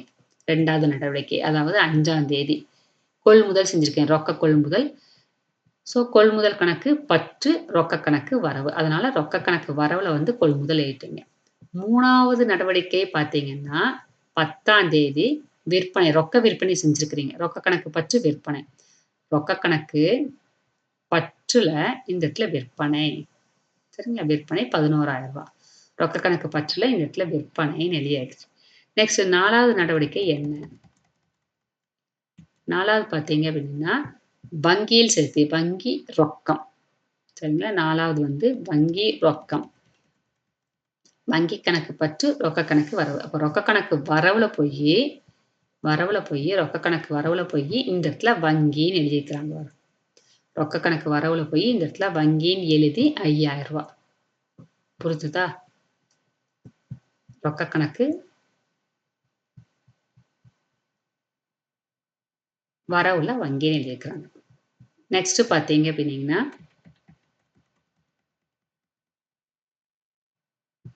சங்கீதாவிற்கு ரொக்கத்திற்கு சரக்கு விற்றது. ரொக்கம்ங்கிற வார்த்தை வந்ததுனால இந்த இடத்துல பார்த்தீங்க அப்படின்னீங்கன்னா, ரொக்க கணக்கு பற்று விற்பனை.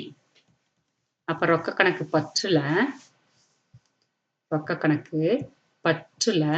இந்த இடத்துல விற்பனை. எவ்வளவு? 9000. அதுக்கப்புறமா பிரீத்தி அப்படிங்கிறது கடன் நடவடிக்கை. கடன்கிற வார்த்தை வந்ததுனால கடன் நடவடிக்கை. அதனால இந்த இடத்துல பதிவு செய்ய மாட்டோம். ரொக்க ஏட்டுல பதிவு செய்ய மாட்டீங்க. நெக்ஸ்ட் 21 பாரு. 21 ரொக்கம் செலுத்தி எழுதுபொருள் வாங்கியிருக்காங்க. அப்ப எழுதுபொருள் கணக்கு பற்று ரொக்க கணக்கு. ரொக்க கணக்கு வரவுல ரொக்க கணக்கு வரவுல எழுதுபொருள். சரிங்களா? செலவெல்லாம் இந்த பக்கம் வந்துருமா? பணம் வெளியில போச்சுன்னா இது எல்லாமே இந்த பக்கம் வரும். பணம் உள்ள வந்துச்சு நம்மளுக்கு அப்படின்னீங்கன்னா, பெறுதல்கள். பெறுதல்கள் எல்லாமே இந்த பக்கம் முதல் வாங்கியிருக்கிறீங்க, விற்பனை செஞ்சிருக்கிறீங்க பணம் வரும். இந்த இடத்துல விற்பனை செஞ்சிருக்கிறீங்க பணம் வரும். சரிங்களா? இங்க எல்லாமே நம்ம பணத்த வெளியில போயிருக்குது. எழுதுபொருள் வாங்குறதுக்கு, கொள்முதல் செய்றதுக்கு இந்த மாரி பணம் வெளியில போனது எல்லாம் இந்த இடத்துல வரும். கான்செப்ட் உங்களுக்கு ஈஸியா புரிஞ்சிரும் இப்ப. ரொக்க பெறுதல்கள்லாம் இந்த பக்கம் வரும். ரொக்க செலுத்தல்ல இந்த பக்கம் வரும். நெக்ஸ்ட் 25 பாரு. முருகனுக்கு ரொக்கம் செலுத்தியது. அப்ப முருகன் பேரா முருகன் கணக்கு பற்று ரொக்கம். அப்ப ரொக்க கணக்கு வரவுல இந்த இடத்துல முருகன். சரிங்களா? அதுக்கப்புறமா ரொக்கமாக கழிவு கொடுத்தது. அப்ப செலவு தானே. பணம் வெளியில போச்சு. அப்போ ரொக்க கணக்கு கழிவு கணக்கு பற்று ரொக்கம். அப்ப ரொக்க கணக்கு வரவுல போய் கழிவுன்னு எழுதியாச்சு. அதுக்கப்புறம் அலுவலக தேவைக்காக வங்கியிலிருந்து எடுக்கும் பொழுது ரொக்கம் உள்வருகிறது. ரொக்க கணக்கு பற்று வங்கி. இப்ப ரொக்க கணக்கு பற்றுல இந்த இடத்துல வங்கின்னு எழுதியாச்சு. சரிங்களா? ரொக்க கணக்கு பற்றுல இந்த இடத்துல வங்கி 4000. அதுக்கப்புறம் காசோலை மூலம் வாடகை செலுத்தியது. வாடகை வங்கி. 30 பார்த்தீங்க அப்படின்னீங்கன்னா, இந்த இடத்துல உங்களுக்கு ரூ. 3000 போஸ்டிங்கே ஆகல உங்களுக்கு.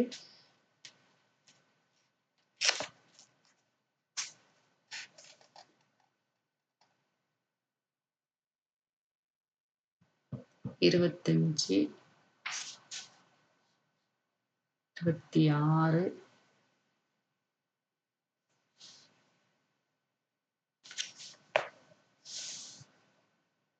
ஓகே. இது இந்த போஸ்டிங்க நீங்க எடுத்துருங்க. ஏதோ ஒரு இடத்துல இல்லன்னா, இந்த இடத்துல அமௌண்ட் போட்டு நீங்க டேலி பண்ணணும். இங்க அமௌண்ட் போட முடியாது. அதனால இத கட் பண்ணிக்கோங்க. சரிங்களா? கட் பண்ணிக்கோங்க. ஓகே. எப்பவும் போல நீங்க இருப்பு கட்டி எடுத்துட்டு வந்துக்கலாம்.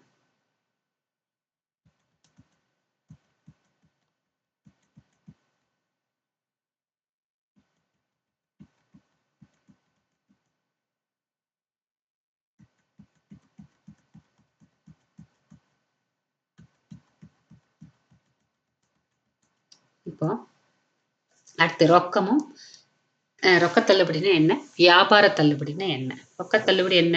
குறிப்பிட்ட காலத்துக்கு முன்னாடியே அவர் பணம் குடுத்துட்டாருன்னா, நம்ம கடன் விற்பனை செய்றோம் அல்லது கடன் கொள்முதல் செய்றீங்க.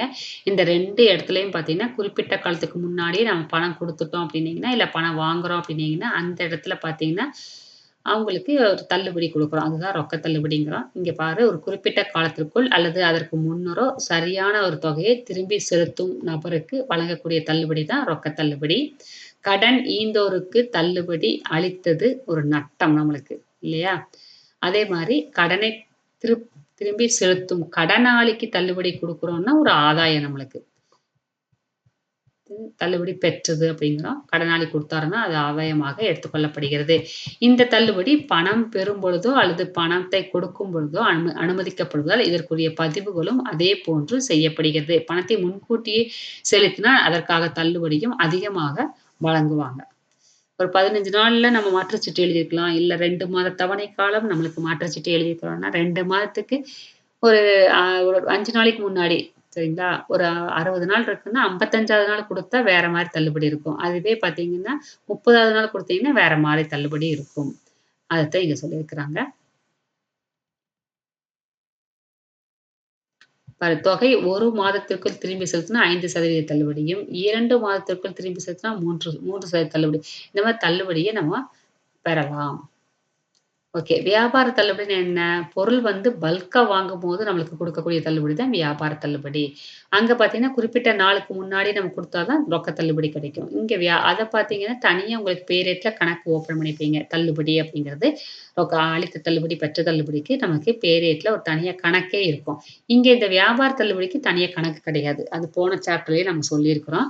அதே மாரி பொருளை விற்பவர் அளிப்பவர், அப்பொருளை வாங்கியவருக்கு பட்டியல் விலையில் குறைத்தல். அந்த இன்வாய்ஸ்ல இருக்கக்கூடிய அந்த தொகைக்கு ஏத்த மாரி உங்களுக்கு குறைச்சிருப்பாங்க. அல்லது விலை பட்டியலில் உள்ள விலையை விட குறைவாக வழங்குவது வியாபார தள்ளுபடி ஆகும். வியாபாரம் வழக்கப்படி அல்லது வாங்குவோர் அதிக எண்ணிக்கையில் பொருளை வாங்கும்போது இது வந்து குடுக்குறாங்க. இந்த தள்ளுபடி இடாப்பில் கழித்து காட்டப்படும். அந்த இடாப்ல இன்வாய்ஸ்ல வாங்கும்போது அதில கழிச்சு காமிச்சுருவாங்க. இந்த வியாபார தள்ளுபடி கணக்கு ஏடுகளில் எங்கும் பதியப்பட மாட்டாது. தனியா கணக்கு எங்கேயுமே இருக்காது. இப்ப ரொக்க தள்ளுபடிக்கும், வியாபார தள்ளுபடிக்கும் என்ன வேறுபாடு அப்படிங்கிறத பார்க்கலாம். பொருளை வாங்கியவர், நம்ம தான் வாங்கியவராக நெனச்சுக்கோ. பொருளை வாங்கியவர் தொகையை முன்கூட்டி செலுத்துவதை ஊக்குவிக்கும் பொருட்டு, குறிப்பிட்ட தவணை காலத்துக்கு முன்னாடி கொடுக்கணும் அப்படிங்கிறதுக்கு என்கரேஜ் பண்றதுக்காக இந்த தள்ளுபடி குடுக்குறாங்க. இந்த வியாபார தள்ளுபடி வந்து வாங்குபவர் வந்து அதிகமாக எண்ணிக்கையில் பொருளை வாங்கணும் அப்படிங்கிற ஒரு நோக்கத்துக்காக மட்டும் குடுக்குறாங்க. 2வது வந்து வழங்கப்படும் காலம் அப்படிங்கிறது ரொக்க தள்ளுபடி விற்பவர் அல்லது கடனீந்துரால் வாங்கியவர் அல்லது கடனாளிக்கு தொகையை திரும்ப செலுத்தும்போது எப்ப பணம் குடுக்குறாங்களோ அந்த சமயத்துல இந்த இடத்துல இந்த தள்ளுபடிய குடுக்குறாங்க. இங்க பார்த்தீங்கன்னா, வியாபார தள்ளுபடி விற்பவரால் வாங்குவதற்கு பொருளை விற்கும்பொழுது உங்களுக்கு குடுக்குறாங்க. இங்க இப்போ பணத்த செட்டில் பண்ணும்போது ரொக்க தள்ளுபடி குடுக்குறாங்க. இங்க பார்த்தீங்கன்னா, பொருள வாங்கும் அந்த விற்பனை செய்றாங்க. இவங்க வாங்குறாங்கல்ல, அந்த சமயத்துல பார்த்தீங்கன்னா, இந்த தள்ளுபடி குடுக்குறாங்க.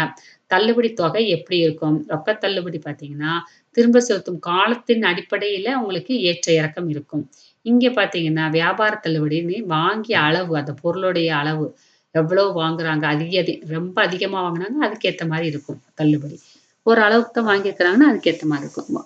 அளவு எப்பவும் போல இல்லாம சாதாரணமா அ எல்லாரும் வாங்குற மாரி வாங்குனாங்கன்னா, இங்க தள்ளுபடிலாம் குடுக்க மாட்டாங்க. அதுக்கப்புறமா 4வது கணக்கேடுகள் எப்படி பதிவு செய்றாங்க? ரொக்க தள்ளுபடி கணக்கு ஏடுகளில் பதிவு செய்றாங்க. சரிங்களா? ரொக்க தள்ளுபடி ரொக்க ஏட்டில் பற்று பக்கத்தில் காட்டப்படும். அ தள்ளுபடி பெற்றது வந்து ரொக்க ஏட்டில் வரவு பக்கத்தில் காட்டப்படும். அளித்த தள்ளுபடி வந்து உங்களுக்கு எங்க இருக்கும்? பற்றுல இருக்கும். பெற்ற தள்ளுபடி வரவுல இருக்கும். இங்க வியாபார தள்ளுபடி அப்படிங்கிறது எங்கேயும் கொண்டு வர தேவையில்ல. காட்டப்பட மாட்டாது. இந்த இடத்துல ரொக்க தள்ளுபடி சரக்கின் இடாப்பு மதிப்பிலிருந்து கழித்து காமிப்பாங்க. இங்க பார்த்தீங்கன்னா, வியாபார தள்ளுபடி எதுலருந்து கழித்து காமிக்க மாட்டாங்க. இப்ப அடுத்து இருபத்தி ரொக்கையேடு. தனிப்பத்தி ரொக்கையேடு அப்படிங்கிறது பேரேட்டில் உள்ள ரொக்க கணக்கு மாதிரியே தான் இருக்கும். வேற எந்த மாற்றமும் இல்லை.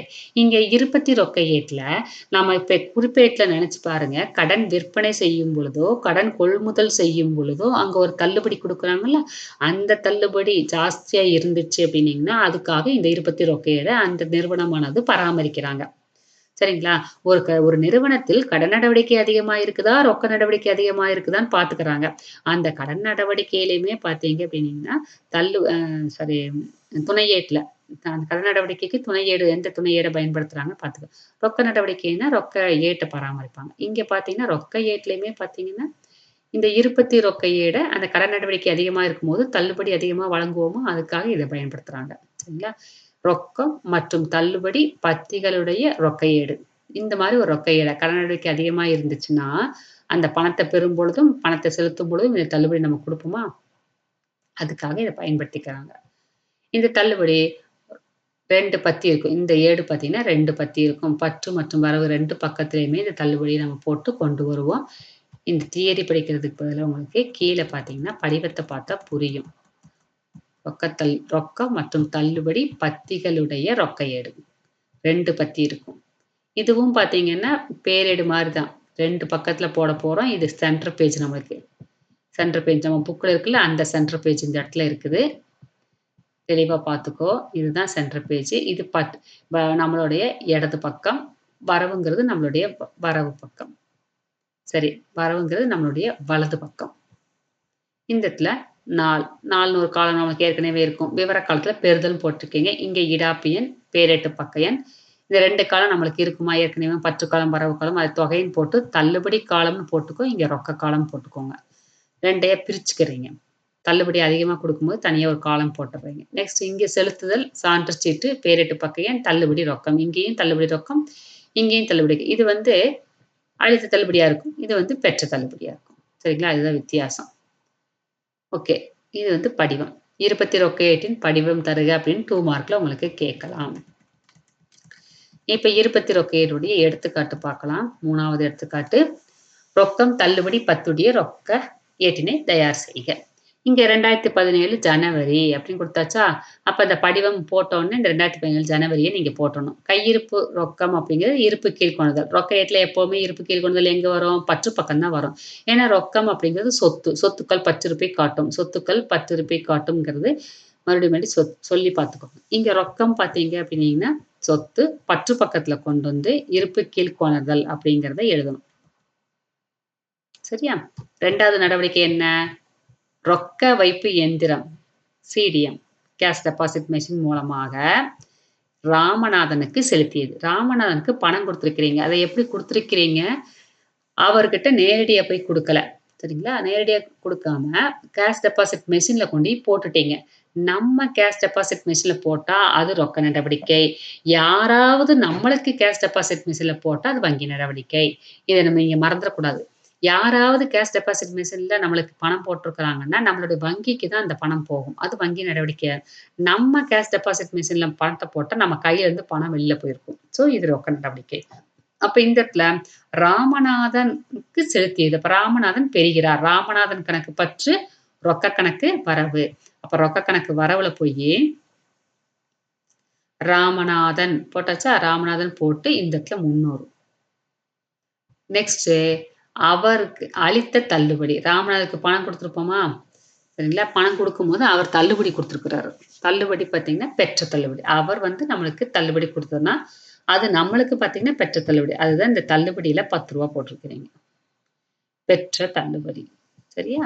நெக்ஸ்ட் 8 ரொக்கத்துக்கு சரக்கு வாங்கியது. வாங்கும் பொழுது கொள்முதல். கொள்முதல் கணக்கு பற்று ரொக்க கணக்கு வரவு. இந்த இடத்துல ரொக்க கணக்கு வரவுல போயி கொள்முதல் எழுதி, இந்த இடத்துல ரொக்கத்துல தொகை போட்டுருக்கிறீங்க. ரொக்கத்துல தொகை போட்டுருக்கிறீங்களா? ரொக்கத்துல போட்டுருக்கிறீங்க. இங்க கொள்முதல் எழுதி ரொக்கத்துல போட்டுருக்கிறீங்க. நெக்ஸ்ட்டு ராஜகோபாலிடமிருந்து ரொக்கம் பெற்று அவருக்கு அளித்த தள்ளுபடி. சரியா? அவருக்கு நம்ம அளித்து பணம் குடுத்துருக்கோம். பணம் குடுத்தா அது நட்டம். இல்லையா? அந்த அளித்த தள்ளுபடி அப்படிங்கிறது சரி பணம் குடுக்கும்போது தள்ளுபடி அளித்த தள்ளுபடி. அளித்த தள்ளுபடி அப்படிங்கிறது நமக்கு ஒரு நட்டம். அதனால பற்றிருப்பை காட்டும். இந்த ராஜகோபால் வந்து ரொக்கம் பெற்றதுக்கு ரொக்க கணக்கு பற்று, தள்ளுபடி கணக்கு பற்று ராஜகோபால் தருகிறார்.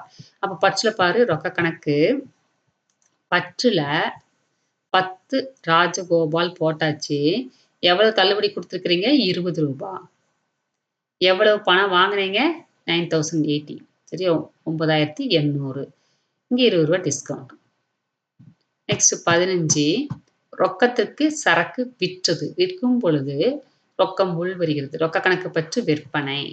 ரொக்க கணக்கு பற்றுல விற்பனை. சரியா? ரொக்க கணக்கு பற்றுல இந்த இடத்துல விற்பனைன்னு போட்டிருக்குது. விற்பனை எவ்வளவு? ரூ. 400. விற்பனை 400. ரொக்க கணக்கு பற்றுல விற்பனை 400. கை இப்படி நம்ம கண்டிப்பா பேனா வச்சு போட்டு பாருங்க.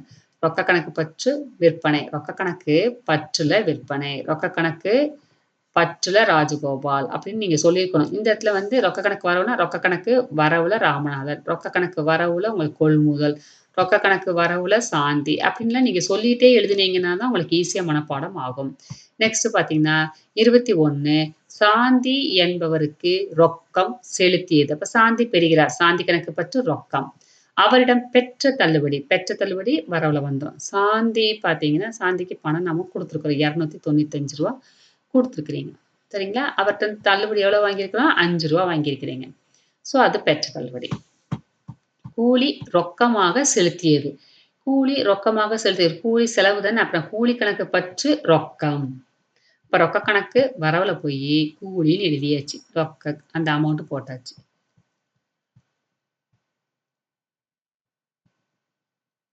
சஞ்சீவ் என்பவருக்கு 390 அளித்து கணக்கு முழுவதும் தீர்த்துக் கொண்டது. அவருக்கு பணம் குடுத்துருக்குறோம். தீர்த்துக் கொண்டதுன்னு சொல்லியாச்சு. எவ்வளவு? ரூ. 400 பணத்த குடுக்க வேண்டியது இருக்குது.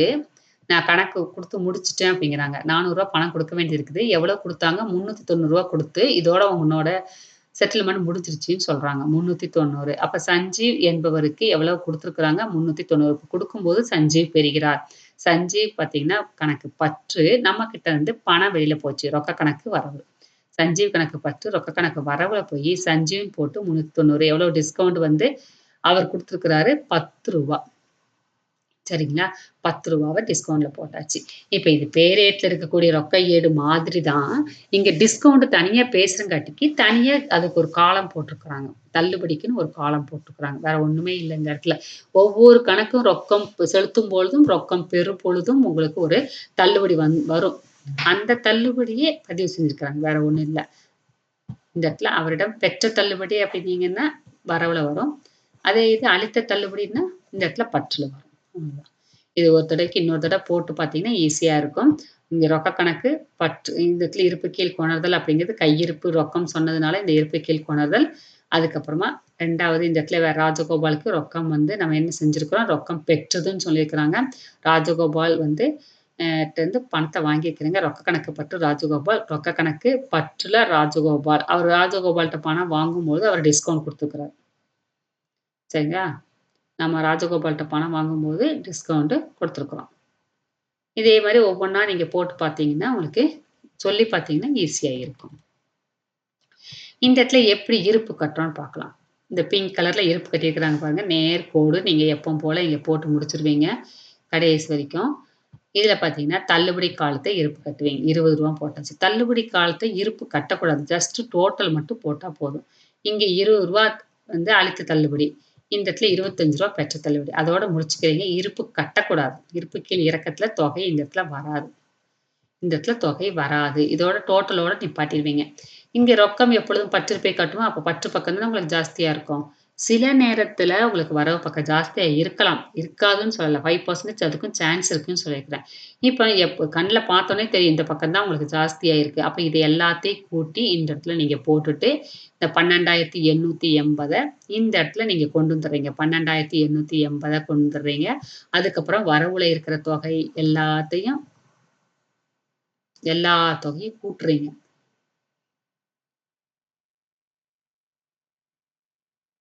இந்த எல்லாத்தையும் கூட்டி பார்த்துருவீங்க. இத எல்லாத்தையும் கூட்டி, இந்த தொகையில இருந்து கழிச்சீங்கன்னா, இந்த 11,445 கிடைக்கும். எத எத கூட்டியிருக்கணும்? 300, 400, 295, 50, 390 இது எல்லாத்தையும் கூட்டுருவீங்க. சரிங்களா? எல்லாத்தையும் கூட்டி பார்த்துக்கோ. கூட்டி இதுல வந்து கழிச்சீங்கன்னா, இந்த தொகை கிடைக்கும். இதுக்கு பேர் என்ன? இருப்புக்கீழ் இறக்கம். இந்த இருப்புக்கீழ் இறக்கம் வந்து ஆப்போசிட்ல வரும். இதுக்கு பேர் என்ன?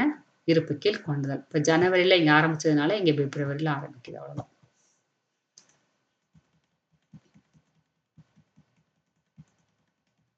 நெக்ஸ்ட் முப்பத்தி ரொக்கையேடு. முப்பத்தி ரொக்கையேடுன்னா 3 பத்தி இருக்கும் அதுல. சரிங்களா? எப்பவும் போல நாள் அப்படிங்கிற ஒரு காலம் இருக்கும். அதுக்கப்புறம் விவர காலம் கண்டிப்பா இருக்கும். பெறுதல்கள்னு சொல்லிட்டு. அதுக்கப்புறம் இடாப்பு எண், சான்றுச்சீட்டு எண், அதுக்கப்புறமா பேரிட்ட பக்கம் இதெல்லாம் எப்பவும் போல இருக்கும். அந்த 2 காலம் இருந்துச்சுன்னா தள்ளுபடி ரொக்கம்னு 2 காலம் இருந்துச்சுன்னா, இப்ப வந்து கூட ஒரு காலம், வங்கிக்கு ஒரு காலம் நீங்க புரொவைட் பண்ணுவீங்க அவ்வளவுதான். நீங்க தனிப்பத்தி ரொக்கையேடு புரிஞ்சிருச்சு, இருபத்தி ரொக்கையேடு உனக்கு புரிஞ்சிருச்சு அப்படின்னா, முப்பத்தி ரொக்கையேடு ஈஸியா 2யும் மிக்ஸ் பண்ணது தான். உங்களுக்கு ஈஸியா புரிஞ்சிரும் இதுல. சரிங்களா?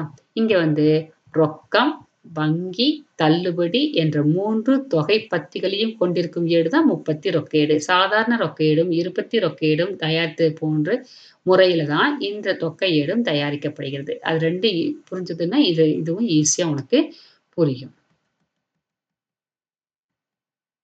இந்த வணிகத்துல பார்த்தீங்கன்னா, சில வணிகத்துல ரொக்க நடவடிக்கை மட்டும் இருக்கும். சில வணிகத்துல கடன் நடவடிக்கை இருக்கும்.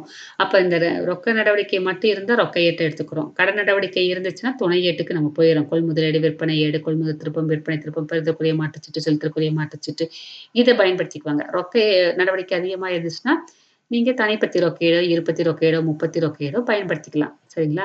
இந்த இடத்துல ரொக்க நடவடிக்கை அதிகமா இருக்கும்போது, எந்த ரொக்க நடவடிக்கை அதிகமா இருக்குது? வங்கி சார்ந்த ரொக்க நடவடிக்கை அதிகமா இருக்குதா? இல்லையா? இல்ல தள்ளுபடிக்கு வந்து நம்ம குடுக்க வேண்டிய சூழ்நிலை வருதா? அத பார்த்து இந்த ரொக்க ஏட நம்ம செலக்ட் பண்ணிக்கலாம்.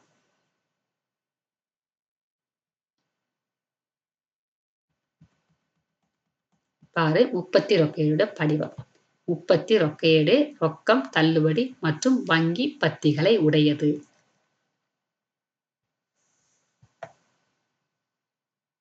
இதில பார்த்தீங்க அப்படின்னீங்கன்னா, இந்த நடுப்பக்கம். சரிங்களா? இதுதான் உங்களுக்கு நம்ம நோட்டோடைய நடுவுல இருக்கக்கூடிய அந்த கோடு. சரிங்களா? பேஜ். சென்டர் பேஜ் அப்படிங்கிறோம். இந்த கை வைக்கிற இடத்துல பார்த்துக்கோ சென்டர் பேஜ்.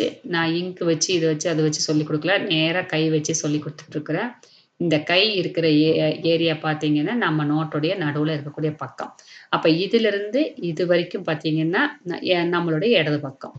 இதிலிருந்து இதுவரைக்கும் பார்த்தீங்கன்னா, நம்மளுடைய வலது பக்கம். ரோட்ட 2 சைடு விரிச்சு வச்சது. அப்போ ஒரு கணக்கு போட்டு முடிச்சுட்டு இடம் இருந்துச்சுன்னா என்னங்க மிஸ் பண்றது? அடுத்த கணக்கு நீங்க ஆரம்பிக்கலாம். ஒண்ணும் தப்பே இல்ல. குறிப்பேடே பார்த்தீங்கன்னா, ஒரு கணக்கு போட்டு முடிச்சதுக்கு அப்புறமா கொஞ்சம் ஸ்பேஸ் இருக்குது அப்டின்னீங்கன்னா, அடுத்த கணக்கு ஆரம்பிச்சுக்கலாம். அங்க வந்து அந்த ஸ்பேஸ நீங்க வேஸ்ட் பண்ண வேண்டாம். அப்படியே கன்டின்யூ பண்ணிட்டு போயிட்டே இருக்கணும். கொஸ்டின் நம்பர் மட்டும் தெளிவா இருந்தா போதுமானது. இங்க பாரு நாள் காலத்துல நாள், விவர காலத்துல பெறுதல்கள், இடாப்பு எண், பேரெட்டு பக்க எண். இங்க ஒரு 2 காலம் இருக்குமா? ரொக்கம், வங்கி சாரி பற்று காலம், வரவு காலம் அப்படிங்கிறது 2 காலம் இருக்கும்ல. அந்த காலத்த மைண்ட்ல வைக்காம, அந்த 2 காலத்த சேர்ந்து 3 காலமா பிரிச்சுக்கோங்க. சரியா? இந்த காலம் பிரிக்கும்போது கண்டிப்பா தள்ளுபடி ரொக்கம் வங்கின்னு தான் இருக்கணும். இது வந்து தள்ளுபடி ஒரு சின்ன அமௌண்ட் தானே வருதுல்ல. சின்ன காலமா ப்ரொவைட் இப்படித்தான் பிரிச்சுக்கணும். தள்ளுபடி ரொக்கம் வங்கி. சரிங்களா? இதே மாரி பிரிச்சுக்கோங்க. அங்க மைண்ட் பண்ண வேண்டாம். ஐயோ! நடுவுல ஒரு கோடு இருக்கே நம்ம என்ன பண்றது? அப்படின்னு வந்து நெனச்சுட்டு இருக்க வேண்டாம். அந்த 2 காலத்த 3 காலமா மாத்திருங்க. இங்கேயும் அதே மாரி 3 காலம் மாத்திரலாம். 30 ரொக்கேடு படிவம் தருக அப்படின்னு சொல்லிட்டு 2 மார்க் கொஸ்டின்லயோ, 3 மார்க் கொஸ்டின்லயோ உங்களுக்கு கொஸ்டின் வரலாம். அதனால தெளிவா இத பார்த்து வச்சுக்கோங்க.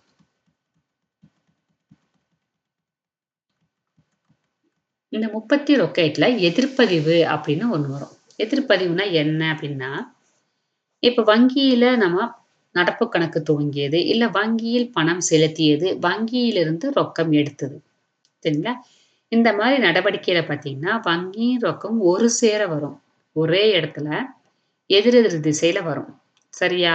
இப்ப வங்கியில கணக்கு துவங்கியதுன்னு என்ன அர்த்தம்? பணம் நம்ம கையிலேருந்து வெளியில போகும், வங்கி பெறுகிறது. அப்ப வங்கி கணக்கு பற்று, ரொக்க கணக்கு வரவு அப்படின்னு சொல்றோம். அப்ப அந்த இடத்துல ரொக்கமும் அங்கேயே தான் இருக்கு, வங்கியும் அதே தான் இருக்கு. இதுக்கு தான் எதிர்ப்பதிவுன்னு சொல்றோம். ஒரு நடவடிக்கையில் ரொக்கம் மற்றும் வங்கி என்ற இரு கணக்குகளும் தொடர்பு பெற்றிருந்தால், அந்த இரு தன்மைகளும் ரொக்க ஏட்டில் பதியப்படுகின்றன. அவ்வாறு ஒரு நடவடிக்கை பற்று மற்றும் வரவு தன்மைகள் ரொக்க ஏட்டில் பதியப்பட்டால், அது எதிர்ப்பதிவு எனப்படும். சரிங்களா? இங்க வந்து நீங்க ஒரு நடவடிக்கையில் அப்படிங்கிறத ரொம்ப முக்கியம் குடுத்து எழுதியிருக்கணும். கண்டிப்பா எழுதியிருக்கணும். நீங்க நடவடிக்கை எழுதாம வேற எதையாவது எழுதிட்டு கணக்குகளில் அந்த மாரிலாம் எழுதிருவீங்க. அதனால தான் நான் சொல்றேன், இந்த இடத்துல அண்டர்லைன் தி பாயிண்ட்ஸ் இந்த நடவடிக்கையில் ஒரு நடவடிக்கையை வந்து நம்ம குறிப்பேட்ல பதிவு செய்யும் பொழுதோ, அல்லது அந்த பதிவை நம்ம சொல் அ பதி அ துணை ஏட்லயோ, ரொக்க ஏட்லயோ பதிவு செய்யும்போது, ரொக்கம் மற்றும் வங்கி 2மே ஒரு தொடர்பு இருந்துச்சுன்னா சரிங்களா? அத வந்து எதிர்ப்பதிவு அப்படிங்கிறோம். இந்த இடத்துல உதாரணம் வங்கியில் பணம் செலுத்தியது, வங்கியில் அலுவலக தேவைக்காக பணம் எடுத்தது. இந்த 2 உதாரணமே நீங்க எழுதலாம். ஏதாவது ஒண்ணு நீங்க எக்ஸாம்ல எழுதினா போதுமானது. அப்ப இத எப்படி பதிவு செய்வாங்க? எதிர்ப்பதிவு என்பதை குறிப்பிடுவதற்கு ரொக்க எட்டில் இரு பக்கத்திலும் உள்ள பேரேட்டு பக்க எண். பேரேட்டு பக்க எண் ஒரு காலம் போடுறீங்களா? அங்க எதிர்ப்பதிவுக்கு ஏ அப்படிங்கிற ஒரு சிம்பல நீங்க போடுவீங்க. ஒவ்வொரு எதிர்ப்பதிவிலும் ஏங்கிற சிம்பல் போடுவீங்க. எதிர்ப்பதிவு என்பதற்கு சுருக்கமே ஏ. எதிர்ப்பதிவு என்பது ஒரு குறிப்பிட்ட பதிவு அதே ஏட்டில் எதிர்பக்கத்தில் எழுதப்படுவதை குறிக்கிறது. எதிர் எதிர் திசையில அதனுடைய பதிவு இருக்கும். பற்றும் அங்கே தான் இருக்கும், வரவும் அங்கே தான் இருக்கும். எல்லா பதிவுக்குமே அந்த மாரி வராது. எதிர்ப்பதிவுக்கு மட்டும் தான் பற்றும் வரவும் ஒரே இடத்துல இருக்கும். ஏனெனில் ரொக்க கணக்கு மற்றும் வங்கி கணக்கு ஆகிய 2மே அதே ஏட்டில் இடம்பெறுவதால், ஒரே ஏட்டுக்குள்ள தானே இருக்குது.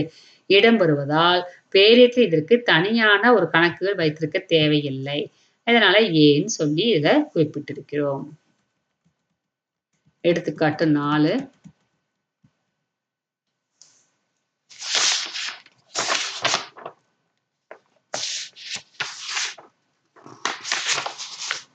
ஓகே. எடுத்துக்காட்டு 4ல பாரு. துரைராஜ் என்பவர் 30 ரொக்கேடுன்னு சொல்லியாச்சு. 2017 மார்ச். இப்ப 2017 மார்ச்ல ரொக்க இருப்பும் குடுத்துருக்காங்க, வங்கி இருப்பும் குடுத்துருக்காங்க. ஏன்னா நம்ம தயாரிக்க போறது 30 ரொக்கேடு. அங்க வங்கியும் இருக்கும், ரொக்கமும் இருக்கும். அதனால 2 இருப்பும் நம்மளுக்கு குடுத்துருக்காங்க. பாரு ரொக்க இருப்பு, வங்கி இருப்பு அப்படின்னு சொல்லியாச்சா? தீர்வு பார்த்தீங்க அப்படின்னீங்கன்னா, இந்த இடத்துல மாத்தி குடுத்துருக்குறாங்க. சரி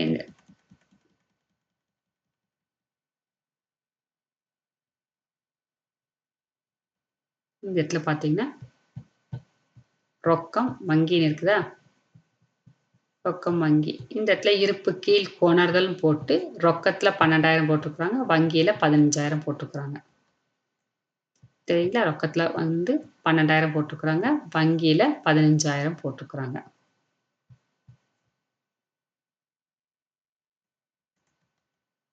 புரிஞ்சுதாம்மா?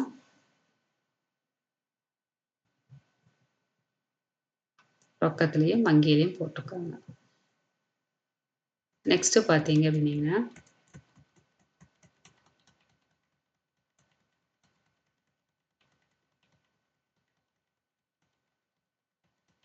ஒவ்வொன்னுக்கும் நீங்க அங்கேயும் இங்கேயும் பார்க்குற மாரி இருக்கும்.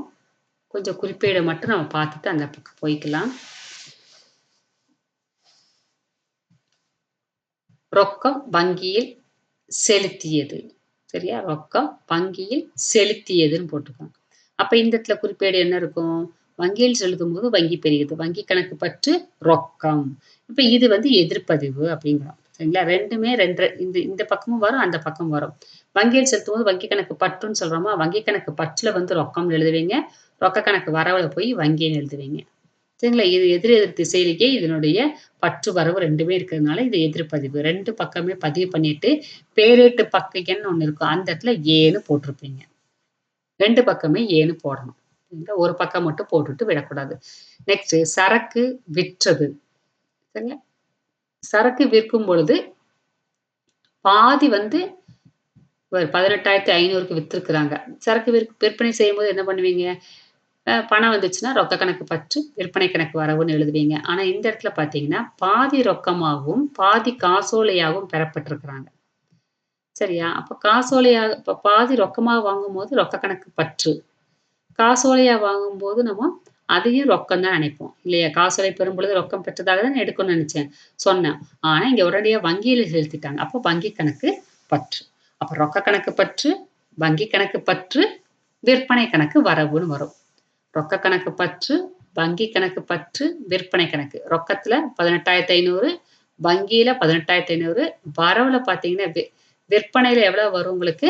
18,500 18,500 பார்த்தீங்கன்னா 37,000 சரிங்களா? 2யும் பாதி பாதியா உங்களுக்கு பிரிச்சு குடுத்துருக்குறாங்க. ரொக்கம், வங்கி, விற்பனை அப்படிங்கிற மாரி வரும். நெக்ஸ்ட் பார்த்தீங்கன்னா, 4 ஜெயராஜ் என்பவருக்கு கடனுக்கு விற்றது. ஜெயராஜ் என்பவருக்கு கடனுக்கு விற்றது. அப்ப விற்பனை செய்யும் பொழுது கடன் விற்பனை அப்படின்னு சொன்னா இந்த இடத்துல வராது. ரொக்க நடவடிக்கை மட்டும் தானே வரும். இந்த இடத்துல கடன் நடவடிக்கை வராது. நெக்ஸ்ட் 8 ஜெயராஜ் காசோலை அனுப்பி தனது கணக்கு முழுவதும் தீர்த்து கொண்டது. விற்பனை செஞ்சிருக்காரு. அவர் வந்து காசோலை அனுப்பி கணக்க தீர்த்திட்டாரு. ஆனா கடன் விற்பனை தான் வராது. ஆனா கடனுக்காக நம்ம அவர் பணம் குடுத்தாலோ, காசோலை குடுத்தாலோ வாங்கிக்கலாம். அது ரொக்க நடவடிக்கை தானே! அது இந்த இடத்துல வரும். கடன் விற்பனை இங்க வராது. அதன் மூலம் வரக்கூடிய பணம் இங்க வரும். காசோலை குடுத்தாரு. காசோலை பெறும்பொழுது நம்ம ரொக்கம் பெற்றதாக எடுத்துக்கலாம். ரொக்க கணக்கு பற்று, ஜெயராஜ் கணக்கு வரவு. இந்த இடத்துல நீங்க எழுதி வச்சுக்கோங்க. புக்ல வந்து இல்ல நோட்ல எங்கேயாவது ஒரு பக்கத்துல நீங்க இதெல்லாம் எழுதி வச்சுக்கோங்க. ஏன் வராது? இங்க இதே கடன் நடவடிக்கை ரொக்க ஏட்டுக்குள்ள வராது அப்படிங்கிறதுனால இத சின்னதா தப்பு போட்டு வச்சுக்கோ. இந்த இடத்துல ஜெயராஜுக்கு கடன் விற்பனை தான் வராது. அவர் காசோலை குடுத்தாரு அப்படின்னீங்கன்னா, கண்டிப்பாக வாங்கிக்கலாம். ரொக்கம் குடுத்தாலும் வாங்கிக்கலாம். அது ரொக்க நடவடிக்கை, வங்கி நடவடிக்கை இந்த ரொக்க ஏட்டுக்குள்ள வரும். ஸோ காசோலை அனுப்பியிருக்கிறாரு நம்மளுக்கு. சரி கணக்கு முடிக்கிறதுக்கு காசோலை குடுத்துருக்கிறாரு. அப்ப ரொக்கம் பெற்றதா நினைச்சு ரொக்க கணக்கு பற்று இந்த இடத்துல ஜெயராஜ் கணக்கு வரவு. அவர் வந்து குடுக்கும் பொழுது எவ்வளவு குடுக்கணும்? ஜெயராஜுக்கு நம்ம எவ்வளவு விற்பனை செஞ்சிருக்கிறோம்? 7,000க்கு விற்பனை செஞ்சோம். ஆனா, அவர் குடுத்தது எவ்வளவு? 6,900 அப்ப ரூ. 100 நம்ம டிஸ்கவுண்ட் குடுத்துருக்கிறோம். சரிங்களா? ரூ. 100 பார்த்தீங்கன்னா, டிஸ்கவுண்ட். அளித்த தள்ளுபடி ரூ. 100 அளித்த தள்ளுபடி 100 நெக்ஸ்ட் பார்த்தீங்கன்னா, ஜெயராஜிடமிருந்து பெற்ற காசோலை வங்கிக்கு அனுப்பிட்டோம். நம்ம ஏற்கனவே ரொக்கம் பெற்றதா நினைச்சு நம்ம என்ட்ரி போட்டோமா, வங்கிக்கு அனுப்புறீங்க. அப்ப அந்த வங்கியில பணம் போட்ட மாரி அடுத்த என்ட்ரி வரும். வங்கி பெறுகிறது. வங்கி கணக்கு பற்று, ரொக்க கணக்கு வரவு. எவ்வளவு? 6,900ன்னு வாங்கணும். அந்த தொகை தான் போடணும். 6,900 இங்க தொகை போடல. அப்ப என்ன பண்றதுன்னு சொல்லிட்டு யோசனை பண்ணாதீங்க. 6,900க்கு தான் செக்க வாங்குனீங்க. 6,900 நீங்க போட்டுருங்க. நெக்ஸ்ட் 14 இக்பால் என்பவரிடமிருந்து சரக்குகள் வாங்கி அவருக்கு உடனடியாக காசோலை விடுக்கப்பட்டது. சரக்குகள் வாங்கிட்டீங்க. கொள்முதல். சரிங்களா? இது என்ன கொள்முதல்? எ ஜென்ரலா பார்த்தீங்கன்னா, இக்பால் என்பவரிடம் சரக்கு வாங்கி அப்டின்னா, இங்க கடன் அப்டின்னு நெனச்சுருவாங்க. ஆனா, அவருக்கு உடனடியாக காசோலை குடுத்துட்டீங்க. செக் குடுத்துட்டீங்க. அப்ப இது வந்து வங்கி நடவடிக்கையாக இருக்குது. வங்கி நடவடிக்கையும், ரொக்க நடவடிக்கையும் இதுல பதிவு செய்யலாம். அப்ப இந்த இடத்துல என்ன வரும் பதிவு அப்படின்னு பார்த்தீங்கன்னா, அந்த அ கொள்முதல் கணக்கு பற்று காசோலை குடுத்ததுனால வங்கி கணக்கு வரவு. இக்பால் வராது. சரிங்களா? ரொக்கமும் வராது. இந்த இடத்துல காசோலை விடுக்கப்பட்டதுன்னு சொன்னதுனால வங்கி. கொள்முதல் வாங்கியதுனால, சரக்குகள் வாங்கியதுனால கொள்முதல் கணக்கு பற்று, காசோலை குடுத்ததுனால வங்கி. கொள்முதல் கணக்கு பற்று, வங்கி கணக்கு வரவு. நெக்ஸ்ட் 15 முரளி என்பவரிடமிருந்து சரக்குகள் கடனுக்கு வாங்கப்பட்டது. சரி கடனுக்கு வாங்கப்பட்டது அப்படிங்கிறது இந்த இடத்துல வராது. சரிங்களா? பதிவு என்ன அப்படிங்கிறது வேணா சொல்லலாம். ஆனா இங்க கடனுக்கு வாங்குனது வராது. நெக்ஸ்ட் கண்ணப்பனிடமிருந்து 1975க்கான காசோலை பெற்றுக்கொண்டு 2000க்கான கணக்கு முழுவதும் தீர்க்கப்பட்டது. கண்ணப்பனிடம் வந்து காசோலை பெற்றுக்கொண்டுன்னு சொல்லியாச்சு. சரியா? பெற்றுக்கொண்டுனா ரொக்கம் பெற்றதாக எடுத்துக்கோங்க. ரொக்க கணக்கு பற்று யாரு குடுத்தாங்க? கண்ணப்பன். கண்ணப்பன் கணக்கு வரவு. எவ்வளவு ரொக்கம் வாங்குனீங்க? 1975. எவ்வளவு அவர் குடுக்கணும்? 2000. அப்ப 2க்குள்ள டிஃபரன்ஸ் எவ்வளவு? 25. அந்த 25 பார்த்தீங்கன்னா டிஸ்கவுண்ட். சரியா? நம் பணம் பெறும்பொழுது அவருக்கு அளித்த தள்ளுபடி குடுத்திருப்பீங்க. டிஸ்கவுண்ட் குடுத்திருப்பீங்க. இப்ப டிஸ்கவுண்ட் காலம் இருக்கும்ல, அந்த காலத்துல நீங்க அந்த தொகைய போடுவீங்க. 2 20 சொந்த செலவுக்காக ரொக்கம் எடுத்தது. சொந்த செலவுக்காக எடுக்கும் பொழுது, அது வந்து எடுப்பாகும். ரூ. 3000 காசோலை மூலம் எடுத்தது ரூ. 5000 2 எடுப்பு இருக்குது. சரிங்களா? 2யும் ஒரே இடத்துல கொண்டு வரணும். எடுப்பு கணக்கு பற்று, ரொக்க கணக்கு வரவு, காசோலைங்கிறதுனால வங்கி கணக்கு வரவு. ரொக்கமா உங்களுக்கு 3000 போச்சு. வங்கியாக 5000 போச்சு. மொத்த எடுப்பு எவ்வளவு? ரூ. 8000. சரிங்களா? எடுப்பு கணக்கு பற்று 8000 ரொக்க கணக்கு 3000 இந்த இடத்துல வங்கி கணக்கு 5000 வினோத்துக்கு 1850 காசோலை விடுத்து தீர்த்துக் கொண்ட கணக்கு 2000 வினோத்துக்கு காசோலை விடுத்து விடுத்துனா கொடுத்து நம்ம தான் குடுத்துருக்கோம். அப்ப வினோத் பேரா வினோத் கணக்கு பற்று வங்கி கணக்கு வரவு. சரிங்களா? வினோத் கணக்கு பற்று வங்கி கணக்கு வரவு. நடுவுல பார்த்தீங்கன்னா தள்ளுபடி வரும். சரிங்களா? தள்ளுபடி அப்படிங்கிறது எவ்வளவு 2க்குள்ள டிஃபரன்ஸ் 150 அப்படிங்கிறது தள்ளுபடி. அது என்ன தள்ளுபடி? வினோத்துக்கு 1850 காசோலை கொடுத்து கணக்கு நம்ம தீர்த்திருக்கிறோம். சரிங்களா? நம்ம தான் குடுத்துருக்குறோம். அப்ப பெற்ற தள்ளுபடி. நம்மளுக்கு பணம் உள்ள இந்த 150 அப்படிங்கிறது நம்ம கையில குடுத்துருவாங்க. பெற்ற தள்ளுபடியாக வரும். நெக்ஸ்ட் பார்த்தீங்க அப்படின்னீங்கன்னா, அடுத்த கணக்கு. இப்போ உங்களுக்கு குறிப்பேட்டு பதிவு சொன்ன உடனேமும், உங்களுக்கு இந்த ரொக்க ஏட்ல எப்படி பதிவு செய்யணும்? சாதாரண ரொக்க ஏடு மாதிரி தான் உங்களுக்கு. இருபத்தி ரொக்க ஏடு புரிஞ்சது தானே? அதே மாரி 30 ரொக்க ஏட்ல பதிவு பண்ண போறீங்க. தனிப்பத்தி ரொக்க ஏட்டுக்கான பதிவும் இங்க இருக்கும். இருபத்தி ரொக்க ஏட்டுக்கான பதிவும் இருக்கும். அதே மாரி 2 படிவமும் மெர்ஜ் ஆயி இதுக்குள்ள இருக்குது. தனிப்பத்தி ரொக்க ஏட்டுக்கு ஒரே ஒரு காலம் இருக்கும். இருபத்தி ரொக்க ஏடுக்கு தள்ளுபடியும், ரொக்கமும் கொண்ட காலம் இருக்குதா? அப்போ உங்களுக்கு இந்த இடத்துல வங்கி அப்படிங்கிற ஒரு காலமும் சேர்ந்து உங்களுக்கு வரும். ரொக்கம், தள்ளுபடி, வங்கி. அந்த 3 காலமும் சேர்ந்து இந்த இடத்துல உள்ள 30 ரொக்கேட்டுக்குள்ள வருது. இது தனிப்பத்தியும், இருப்பத்தியும் புரிஞ்சதுன்னா, வங்கி நடவடிக்கை உங்களுக்கு கண்டிப்பாக புரியும். எடுத்துக்காட்டு 5 குணசேகர் அவர்களின் 30 ரொக்க ஏடு. இந்த குணசேகர் 30 ரொக்க ஏட்டுல இருப்பு குடுத்துருக்குறாங்க. ரோகிணி என்பவருக்கு கடனுக்கு சரக்கு விற்றது. இது நார்மலா இருக்கக்கூடிய என்ட்ரி தான். ரோகிணியிடம் வந்து 14,500க்கான காசோலை பெற்றுக்கொண்டு அவர் கணக்கு தீர்த்து அக்காசோலை உடனே வங்கிக்கு செலுத்த வங்கிக்கு செலுத்தினா வங்கி தான் பெறுகிறதுன்னு எடுத்துக்கணும். காசோலை பெறப்பட்டதற்கான என்ட்ரி தேவையில்ல. வங்கி கணக்கு பற்று, ரோகிணி கணக்கு வரவு. ரொக்க வைப்பு இயந்திரம் மூலம் வங்கியில் பணம் செலுத்தியது. அப்ப வங்கி பெறுகிறது. நம்மகிட்ட பணம் வெளியில போச்சு.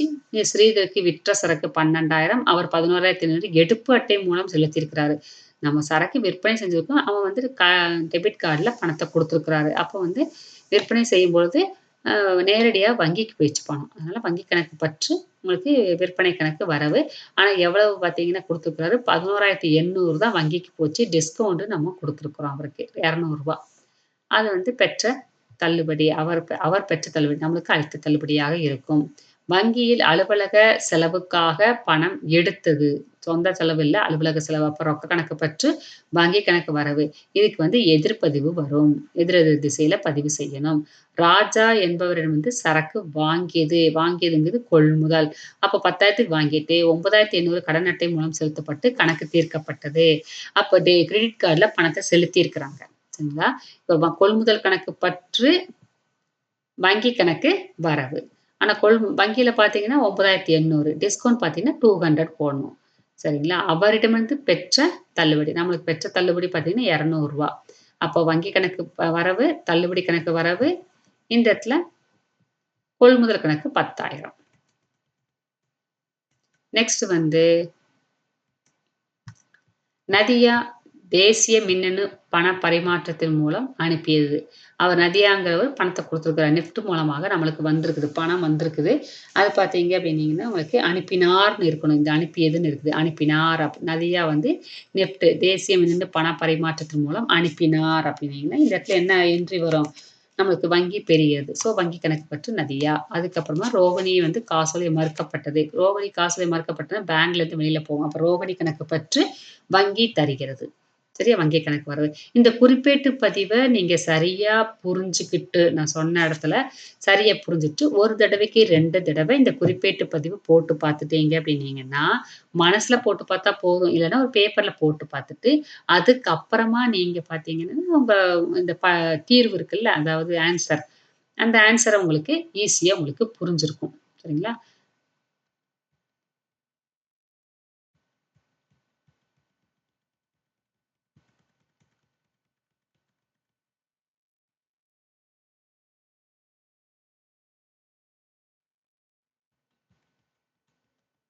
இது எப்பவும் போல இருக்கக்கூடிய தனிப்பத்தி, இருபத்தி ரொக்கையுடைய முழு படிவம். இருபத்தி ரொக்கையற்ற ரொக்கமும், தள்ளுபடியும் ஒரு 2 பத்தி இருக்கும். சரிங்களா? அதே தான் இங்கேயும் பதிவு பண்ண போறீங்க. இந்த வங்கி காலம் எதுக்கு வருதுன்னா, வங்கியோட நடவடிக்கை வரும்போது வங்கி காலம், வங்கி கணக்கு பற்று, வங்கி கணக்கு வரவுன்னு ஏதாவது வந்துச்சுன்னா, அத இங்க பதிவு பண்ணுவீங்க அவ்வளோதான். மித்தபடி எதிர்பதிவுன்னு இருக்கிறது, அந்த எதிர் எதிர் திசையில வங்கி நடவடிக்கை எதிர் எதிர் திசையில பதிவு செஞ்சீங்கன்னா, அத வங்கியில் நடப்பு கணக்கு துவங்கியது, வங்கியிலிருந்து எடுத்தது, வங்கியில் செலுத்தியது. இந்த 3 நடவடிக்கைக்கு மட்டும் எதிர்ப்பதிவு ஏன்னு பேரேட்டு பக்கத்துல எழுதிருவீங்க. 2மே பதிவு பண்ணுவீங்க. ரொக்க கணக்கு பற்று, வங்கின்னு எழுதுனீங்கன்னா, ரொக்க கணக்கு பற்றுல வந்து இந்த இடத்துல வங்கின்னு எழுதுவீங்க. சரிங்களா? ரொக்க கணக்கு பற்றுல போயி, இந்த இடத்துல ரொக்க கணக்கு பற்றுல இந்த இடத்துல வங்கியில எழுதுவீங்க. வங்கி கணக்கு வரவுல போயி அதே மாரி ரொக்கம்னு எழுதுவீங்க. சரியா?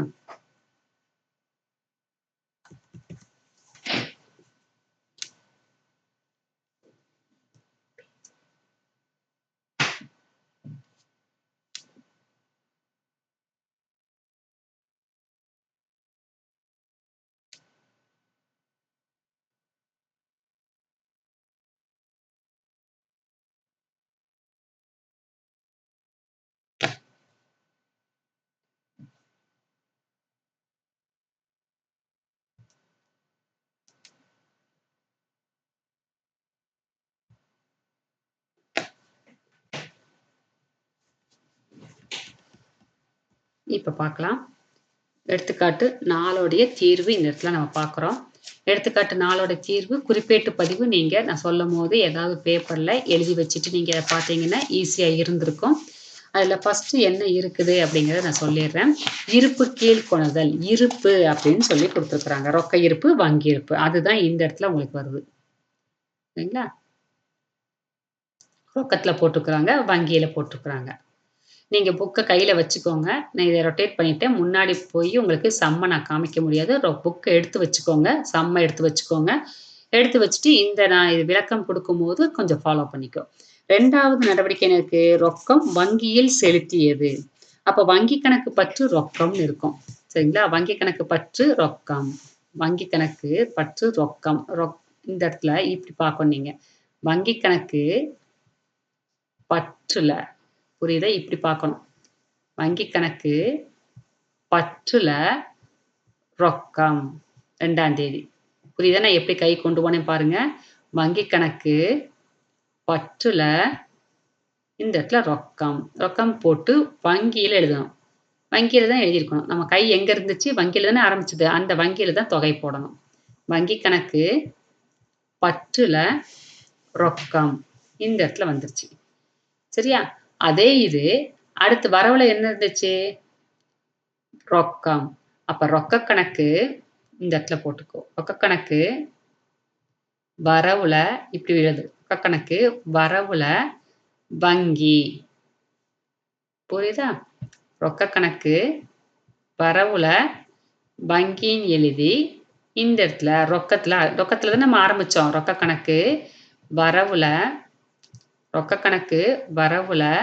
வங்கின்னு எழுதி, ஏன்னு போட்டு இந்த இடத்துல எழுதியிருக்கணும். சரிங்களா? ரொக்க கணக்கு வரவுல வங்கின்னு போட்டு ரூ. 11,000 எழுதுறீங்க. ரொக்க கணக்கு வரவுல வங்கின்னு போட்டு, ஏன்னு போட்டு இந்த இடத்துல ரூ. 11,000 எழுதிட்டீங்க. நெக்ஸ்ட் 3வது பார்த்தீங்கன்னா, சரக்கு விற்றது 18,500 பாதி ரொக்கமாகவும், பாதி காசோலையாகவும் பெறப்பட்டு, அக்காசோலை உடனடியாக வங்கிக்கு செலுத்திட்டீங்க. காசோலை பெறும்பொழுது ரொக்கம் பெற்றதாக எடுத்துக்கொள்ளப்பட வேண்டும் அப்படின்னு தான் ரூல்ஸ்ன்னு சொன்னேன் நானு. ஆனா, உடனடியாக வங்கியில் செலுத்தப்பட்டதுன்னு சொல்லிட்டோம். அப்ப வங்கிக்கு நேரடியா போயிடுச்சு. நம்ம கைக்கு வரவே இல்ல. அதனால ரொக்க கணக்கு பற்று, வங்கி கணக்கு பற்று, விற்பனை அப்படின்னு குறிப்பேட்டு பதிவு வரும். சரிங்களா? 3வது பார்த்தீங்கன்னா, இந்த மாரி வரும். ரொக்க கணக்கு பற்று, வங்கி கணக்கு பற்று, விற்பனை. இந்த இடத்துல விற்பனைன்னு எழுதி, ரொக்க கணக்கும், வங்கி கணக்கு 2ம் ஒரு சேர இருக்குது. ரொக்க கணக்கு பற்று, வங்கி கணக்கு பற்றுன்னு சொல்லிட்டோமா, 2க்கும் பற்று தான். அப்ப ஒரு சேர பற்றுன்னு நெனச்சு இந்த இடத்துல விற்பனை அப்படின்னு எழுதணும். எழுதி ரொக்கத்துல 9250 அதே மாரி வங்கியிலயும் 9250 2மே உங்களுக்கு குடுத்துருக்காங்க. பாதி சரியா? 18,500 குடுத்துருக்காங்க. அதுல பாதி சரியா? அதுல பாதி 9,250 பாதி ரொக்கமா வாங்கியிருக்கிறாங்க. விற்பனை செஞ்சு மீதிய பார்த்தீங்கன்னா, காசோலையாக வாங்கியிருக்காங்க. செக்கு. நேரா வங்கிக்கு போயிருச்சு. சரியா? உடனடியா வங்கிக்கு அனுப்பிட்டாங்க. அதனால வங்கிக்கு போயிருச்சு. இப்ப இது புரிஞ்சிருக்கும்னு நெனைக்கிறேன். அந்த 18,500 சரக்க வித்து, பாதி ரொக்கமா வாங்கியிருக்கிறாங்க. மீதி பார்த்தீங்கன்னா, காசோலையா வாங்கியிருக்காங்க. அந்த காசோலை வாங்கும் பொழுது, கையில வச்சிருந்தீங்கன்னா, அது ரொக்கமா நெனச்சிருப்போம். கையில வச்சுக்கல. என்ன பண்ணிட்டாங்க, உடனடியாக வங்கிக்கு அனுப்பிட்டாங்க. அதனால வங்கி தான் பெறுகிறது. அதனால பதிவு என்ன போட்டோம், ரொக்க கணக்கு பற்று, வங்கி கணக்கு பற்று, விற்பனை கணக்கு வரவு. ரொக்கம், வங்கி 2மே பற்று.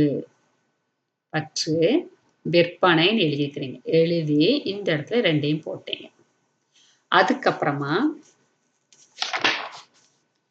ஜெயராஜ் என்பவருக்கு கடனுக்கு விற்றதுன்னு இருக்குது. அப்ப அந்த நடவடிக்கை இங்க வராதுன்னு சொல்லிட்டேன். 4வது அ தேதியில நடந்த நடவடிக்கை இங்க வராது. 8ஆம் தேதி பார்த்தீங்கன்னா, ஜெயராஜ் காசோலை அனுப்பி தனது கணக்கு முழுவதையும் தீர்த்துக் கொண்டது. அப்ப ஜெயராஜுக்கு நம்ம விற்பனை செஞ்சிருக்கிறோம். அவர் தான் காசோலைய நம்மளுக்கு குடுத்துருக்காரு. காசோலை பெறும்பொழுது என்ன பெற்றதாக எடுத்துக்கொள்ளப்பட வேண்டும்? ரொக்கம் பெற்றதாக எடுத்துக்கொள்ளப்பட வேண்டும். ரொக்க கணக்கு பற்று ஜெயராஜ். அப்ப இந்த இடத்துல பார்த்தீங்கன்னா, ரொக்க கணக்கு பற்றுல இந்த இடத்துல ஜெயராஜ். ஜெயராஜ்ன்னு போட்டு ரொக்கம்.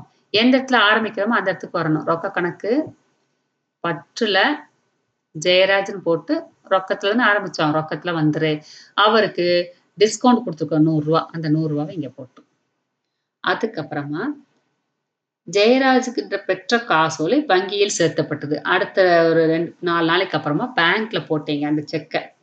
அந்த செக்க வாங்கும்போது ரொக்கம் நெனச்சோமா, இப்ப பேங்குக்கு போறோம். அப்ப என்ன அர்த்தம்? அந்த ரொக்கத்த வங்கியில செலுத்துறோம்னு அர்த்தம். வங்கி கணக்கு பற்று ரொக்கம். இது எதிர்ப்பதிவாக வரும். சரிங்களா? வங்கி பெறுகிறதுனால வங்கி கணக்கு பற்றுல இந்த இடத்துல ரொக்கம் போட்டு, ஏன் போட்டு, வங்கியில 6,900 ஏன் வங்கியில போட்டீங்க? வங்கி கணக்கு பற்று. அதனால வங்கியில போட்டுக்கிறீங்க. வங்கி கணக்கு பற்றுல ரொக்கம் போட்டு இங்க 6,900 அப்ப அதே இது ரொக்க கணக்கு வரவுல போயி இல்ல இந்த இடத்துல ரொக்க கணக்கு வரவுல போயி வங்கின்னு எழுதி ஏன் போட்டு 6,900 ரொக்கத்துல எழுதணும். எதிர் எதிர் திசையில எழுதணும். சரிங்களா? எதிர் எதிர் திசையில எழுதியிருக்கணும். இந்த இடத்துல வங்கியில எழுதினீங்கன்னா, இந்த இடத்துல ரொக்கத்துல எழுதியிருப்பீங்க. இந்த இடத்துல ரொக்கம்னு போட்டிருக்கிறீங்களா? இந்த இடத்துல வங்கின்னு போட்டிருக்கிறீங்க. இப்ப நீங்க பக்கத்திலேயே பார்த்தீங்கன்னா, இந்த இடத்துல அந்த பதிவு எழுதி எழுதி நீங்க போட்டு பார்த்தீங்கன்னா தெரியும். இந்த இடத்துல என்ன எழுதியிருப்பீங்க? வங்கியில் செலுத்தியதுன்னா, வங்கி கணக்கு பற்று, ரொக்கம் அப்படின்னு எழுதி வச்சுக்கோங்க. வங்கி கணக்கு பற்றுன்னு சொல்லணும்னா, வங்கியில எழுதிக்கோங்க. வங்கி கணக்கு பற்றுல ரொக்கம்னு எழுதிட்டீங்க. சரிங்களா? வங்கி கணக்கு பற்று. இந்த இடத்துல ரொக்கம்னு எழுதிட்டீங்க. அப்ப வங்கியில தான் பணம் எழுதணும். வங்கி கணக்கு பற்று தானே, அதனால வங்கியில எழுதிட்டீங்க. இதுக்கு ஏன்னு போட்டீங்க. அதே இது ரொக்க கணக்கு வரவு. சரிங்களா? இந்த இடத்துல ரொக்கம் இந்த இடத்துல இருக்கு. ரொக்க கணக்கு வரவு. ரொக்க கணக்கு வரவு. இப்படியே சொல்லிட்டே இருங்க. ரொக்க கணக்கு வரவு. வரவுல பார்த்தீங்கன்னா வங்கி. ரொக்க கணக்கு வரவுல வங்கின்னு போட்டு ஏன் போட்டு ரொக்கத்துல தானே ஆரம்பிச்சோம். ரொக்க கணக்கு வரவு இப்படி தானே ஆரம்பிச்சோம். ரொக்க கணக்கு வரவு. அப்ப ரொக்கத்துல உங்களுக்கு 6,900 போட்டுக்கோங்க. முடிஞ்சது. நெக்ஸ்ட் பார்த்தீங்கன்னா, இக்பால் என்பவரிடமிருந்து கணக்கு சரக்குகள் வாங்கி அவருக்கு உடனடியாக காசோலை விடுக்கப்பட்டது. பொருள வாங்கிட்டீங்க, பணம் குடுக்கல. காசோலை குடுத்துட்டீங்க. அப்ப பேங்க்லேருந்து பணம் வெளியில போகும். கொள்முதல் கணக்கு பற்று வங்கி. வங்கி. அப்ப வங்கிக்கு இங்க வந்துரும். வங்கி கணக்கு வரவுல இந்த இடத்துல கொள்முதல். புரியுதா? பணம் வெளியில போச்சு. எப்படி போச்சு? பேங்க்லேருந்து வெளியில போயிருக்கு. எவ்வளவு போச்சு? 8,500. வங்கி கணக்கு வரவுல கொள்முதல் போட்டு 8,500. அதுக்கப்புறமா 20 சரி இக்பாலுக்கு அப்புறமா 15. 15 பார்த்தீங்கன்னா, முரளி என்பவரிடமிருந்து சரக்குகள் கடனுக்கு வாங்கப்பட்டதுன்னு சொல்லியாச்சு. இப்ப இது வராது உங்களுக்கு. சரிங்களா? கடன் நடவடிக்கை ரொக்க ஈட்டுக்குள்ள வராது. புரிஞ்சுதாம்மா? கடன் நடவடிக்கை வராது. அப்போ உங்களுக்கு 15வது நடவடிக்கை உங்களுக்கு வராது. 15ஆம் தேதியில இருக்கக்கூடிய நடவடிக்கை வராது. அதுக்கப்புறமா கண்ணப்பனிடமிருந்து 1975க்கான காசோலையை பெற்றுக்கொண்டு 2000க்கான அவருடைய தொகைய வந்து முடிச்சிருக்கிறாங்க. ரூ. 2000 குடுக்கணும். அந்த கணக்கு முடிச்சுட்டாங்க. எவ்வளவு வாங்கியிருக்கிறாங்க? 1975. சரிங்களா? அப்ப பணம் வாங்கியிருக்கிறீங்களா? காசோலை பெற்றதுன்னு சொல்லியாச்சு. அப்ப ரொக்கம் பெற்றதாக அர்த்தம் தானே உங்களுக்கு. அப்ப ரொக்க கணக்கு பற்று. காசோலை பெறும்பொழுது ரொக்கம் பெற்றதா எடுத்துக்கணும். அதனால ரொக்க கணக்கு பற்றுல கண்ணப்பன். எப்படி எழுதணும் பாருங்க. ரொக்க கணக்கு பற்று. இந்த இடத்துல ரொக்க கணக்கு பற்று. பற்றுல கண்ணப்பன் போட்டு இந்த இடத்துல ரூ. 1975 அவங்களுக்கிட்டருந்து வாங்கியிருக்கீங்க. டிஸ்கவுண்ட் எவ்வளவு? ரூ. 2000 அவருக்கு அவர் கணக்கு முடிக்கணுமா? அப்ப 2000க்கும் 1975க்கு டிஃபரன்ஸ் எவ்வளவு? 25. அந்த டிஸ்கவுண்ட் குடுத்துருக்கிறீங்க ரூ. 25. அத இங்க போஸ்டிங் குடுத்துருங்க. நெக்ஸ்ட் சொந்த செலவுக்காக ரொக்கம் எடுத்தது 3000, காசோலை மூலம் எடுத்தது 5000. 2மே செஞ்சிருக்கிறாங்க. சொந்த செலவுக்கு அப்படின்னு சொன்னாலே எடுப்பு. அந்த எடுப்ப ரொக்கமா எடுத்துக்கிறாங்க. அதே நேரத்துல பார்த்தீங்க அப்படின்னீங்கன்னா, பணமாகவும் சாரி காசோலை மூலமும் எடுத்திருக்கிறாங்க. எடுப்பு கணக்கு பற்று, ரொக்க கணக்கு வரவு, வங்கி கணக்கு வரவு. இப்ப ரொக்க கணக்கையும், வங்கி கணக்கும் வரவுல போயி எடுப்புன்னு எழுதி ரொக்கத்துல 3000 போட்டுக்கோங்க. இங்க வங்கியில 5000 போட்டுக்கோங்க. பணம் வெளியில போயிருக்குது. ரொக்கத்துலேருந்து 3000 போயிருக்குது. வங்கியிலேருந்து 5000 வெளியில போயிடுச்சு. செலுத்துதல். சரிங்களா? இப்ப எப்படி உங்களுக்கு எடுப்பு இங்க எழுதுனீங்க? ரொக்கம், வங்கி 2மே வரவுல இருக்குது. எடுப்பு கணக்கு பற்று, ரொக்க கணக்கு வரவு, வங்கி கணக்கு வரவு. ரொக்கம், வங்கி 2மே வரவுல இந்த இடத்துல எடுப்புன்னு போட்டு ரொக்கத்துல எவ்வளவு தொகையோ அதை இங்க எழுதுங்க. வங்கியில எவ்வளவு தொகையோ அதை இங்க எழுதிக்கோங்க. நெக்ஸ்ட் பார்த்தீங்கன்னா 25 வினோத்திற்கு 1850 1850க்கான காசோலை விடுத்து தீர்த்து கொண்ட கணக்கு 2000. அவருக்கு செக் குடுத்துருக்கிறீங்க. சரியா? வினோத்துக்கு செட்டில்மெண்ட் குடுத்துருக்கிறீங்க. வினோத் பெறுகிறார் இல்லையா? அந்த வினோத் கணக்கு பற்று செக் குடுத்ததுனால வங்கி கணக்கு வரவு. அப்ப வங்கி கணக்கு வரவுல வினோத்ன்னு எழுதி வங்கியில 1850 போட்டீங்க. இந்த இடத்துல டிஸ்கவுண்ட் குடுத்துருக்கிறீங்க. 2000க்கான கணக்கு முடிச்சதுன்னு சொல்லிட்டாங்களா? 2க்குள்ள வேறுபாடு எழுவது 150. அது தள்ளுபடி. சரிங்களா? இது தள்ளுபடி. அப்ப தள்ளுபடி காலம் எப்பவும் போல டோட்டல் மட்டும் போட்டா போதும். இருப்பு கட்ட தேவையில்ல.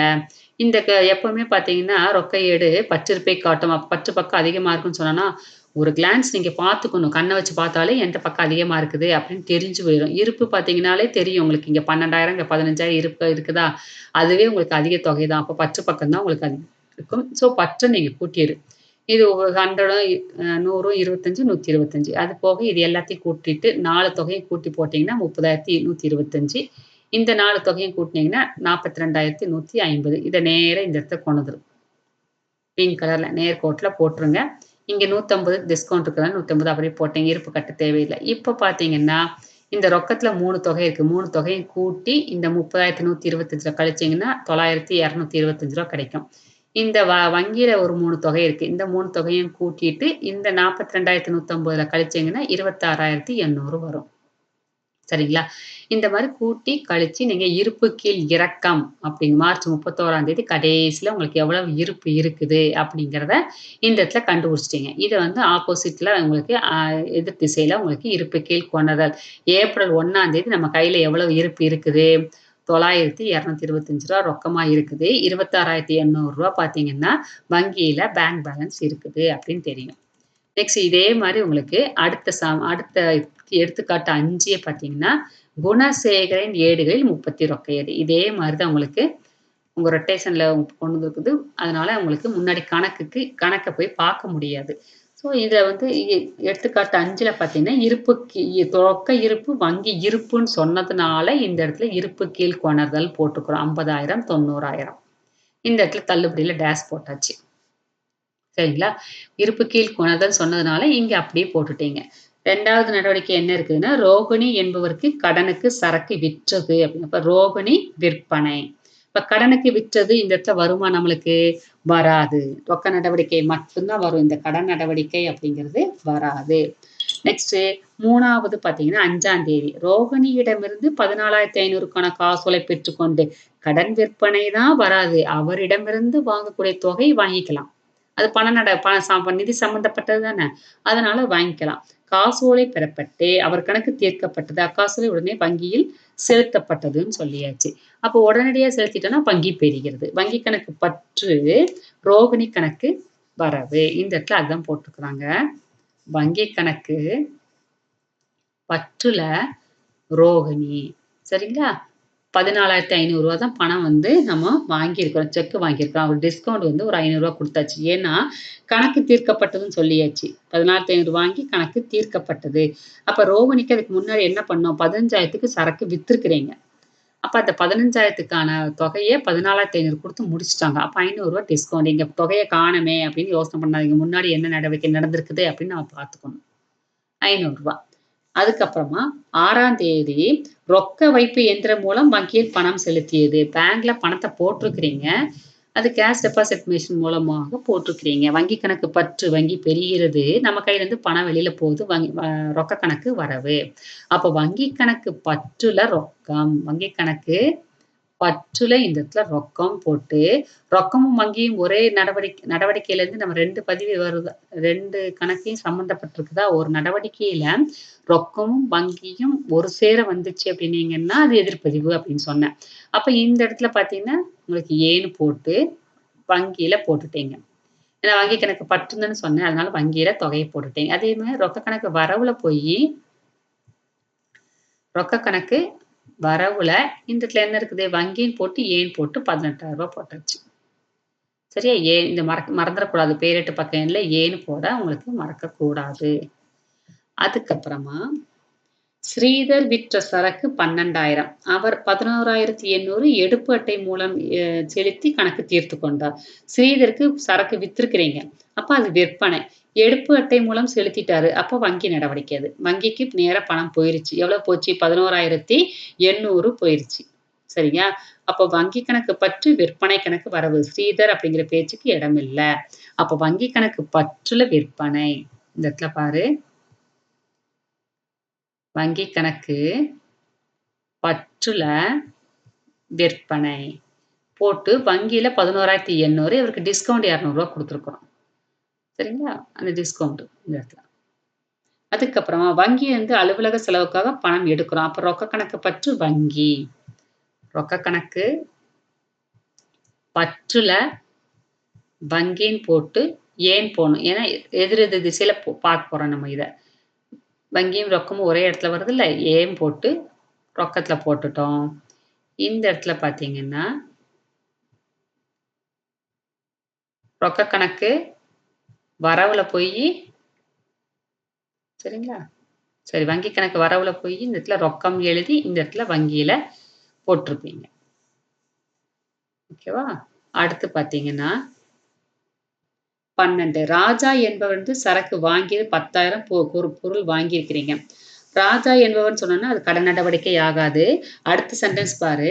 10,000க்கு சரக்கு வாங்கிட்டு 9,800 கடன் அட்டை மூலம் செலுத்தப்பட்டு கணக்கு தீர்த்துட்டீங்க. அப்போ உங்களுக்கு கடன் அட்டைன்னு சொல்லிட்டோனே கிரெடிட் கார்டு வங்கி நடவடிக்கை ஆயிருமா? கொள்முதல் கணக்கு பற்று, வங்கி கணக்கு வரவு. இப்போ வங்கி கணக்கு வரவு. வங்கி கணக்கு வரவுல கொள்முதல் எழுதி வங்கியில 9,800 வங்கியிலிருந்து பணம் வெளியில போயிடுச்சு. 9,800 டிஸ்கவுண்ட் ரூ. 200 வாங்கியிருக்கிறோம். சரியா? பெற்ற தள்ளுபடி. அதுக்கப்புறமா நதியா தேசிய மின்னணு பண பரிமாற்றம் மூலம் அனுப்பினார். அப்ப நமக்கு நெஃப்ட் மூலமா பணம் வந்துருச்சு. ரொக்க கணக்கு வங்கி கணக்கு பற்று நதியா. வங்கி கணக்கு வங்கி கணக்கு பற்றுல நதியான்னு போட்டு இந்த இடத்துல தொகை போட்டுருக்கு. வங்கி கணக்கு பற்று இப்படிதான் நீங்க கை வச்சு பார்க்கணும். வங்கி கணக்கு பற்று வங்கி கணக்கு பற்று இந்த இடத்துல நதியா வரவு. நதியான்னு போட்டு இந்த இடத்துல தொகை வங்கியில தான் போட்டுருக்கணும். ரோகிணி காசோலை மறுக்கப்பட்டது. அப்ப ரோகிணி வந்து பெறுகிறார். ரோகிணி கழிக்கப்பற்று வங்கி. வங்கி கணக்கு வரவுல ரோகிணின்னு போட்டு இந்த இடத்துல வங்கியில தொகை போட்டிருப்பீங்க. எப்பவும் போல நீங்க தள்ளுபடி காலத்தை டோட்டல் மட்டும் போட்டா போதும். அதுக்கப்புறம் ரொக்கம் அந்த வங்கி அந்த காலத்தை இருப்பு கட்டணும். இந்த இடத்துல பார்த்தீங்க அப்படின்னீங்கன்னா, உங்களுக்கு ரொக்கமும் வங்கியும் இந்த இடத்துல தான் அதிகமா இருக்குன்னா, இருப்பு இந்த இடத்துல அதிகமா இருக்குது. ஸோ இத வந்து கூட்டி இங்க போட்டு இந்த தொகையை இங்க கொண்டு போய் எப்பவும் போல இருப்பு கட்டி, இருப்பு கீழ் இறக்கம் எழுதி, இருப்பு கீழ் கொண்டுதல் நீங்க கொண்டு வந்துருவீங்க. சரிங்களா? நெக்ஸ்ட் பார்த்தீங்க அப்படின்னீங்கன்னா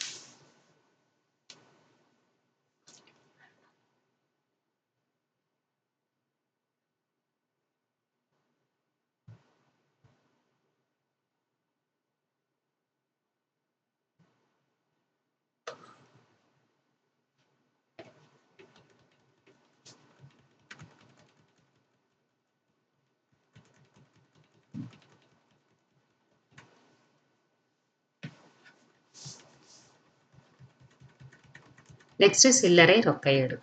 சரியாம்மா? இந்த சில்லறை ரொக்க இந்த 5 வரைக்கும் தான் உங்களுக்கு தனிப்பத்தி ரொக்கையீடு, இருபத்தி ரொக்கையீடு, முப்பத்தி ரொக்கையீடு. அதுக்கப்புறம் இங்க சில்லறை ரொக்கையீட்டுக்கு வந்துட்டோம். இந்த சில்லறை ரொக்கையீடு அப்படிங்கிறது ஈஸியான அதே நேரத்துல மார்க் வாங்கக்கூடிய ஒரு சம்.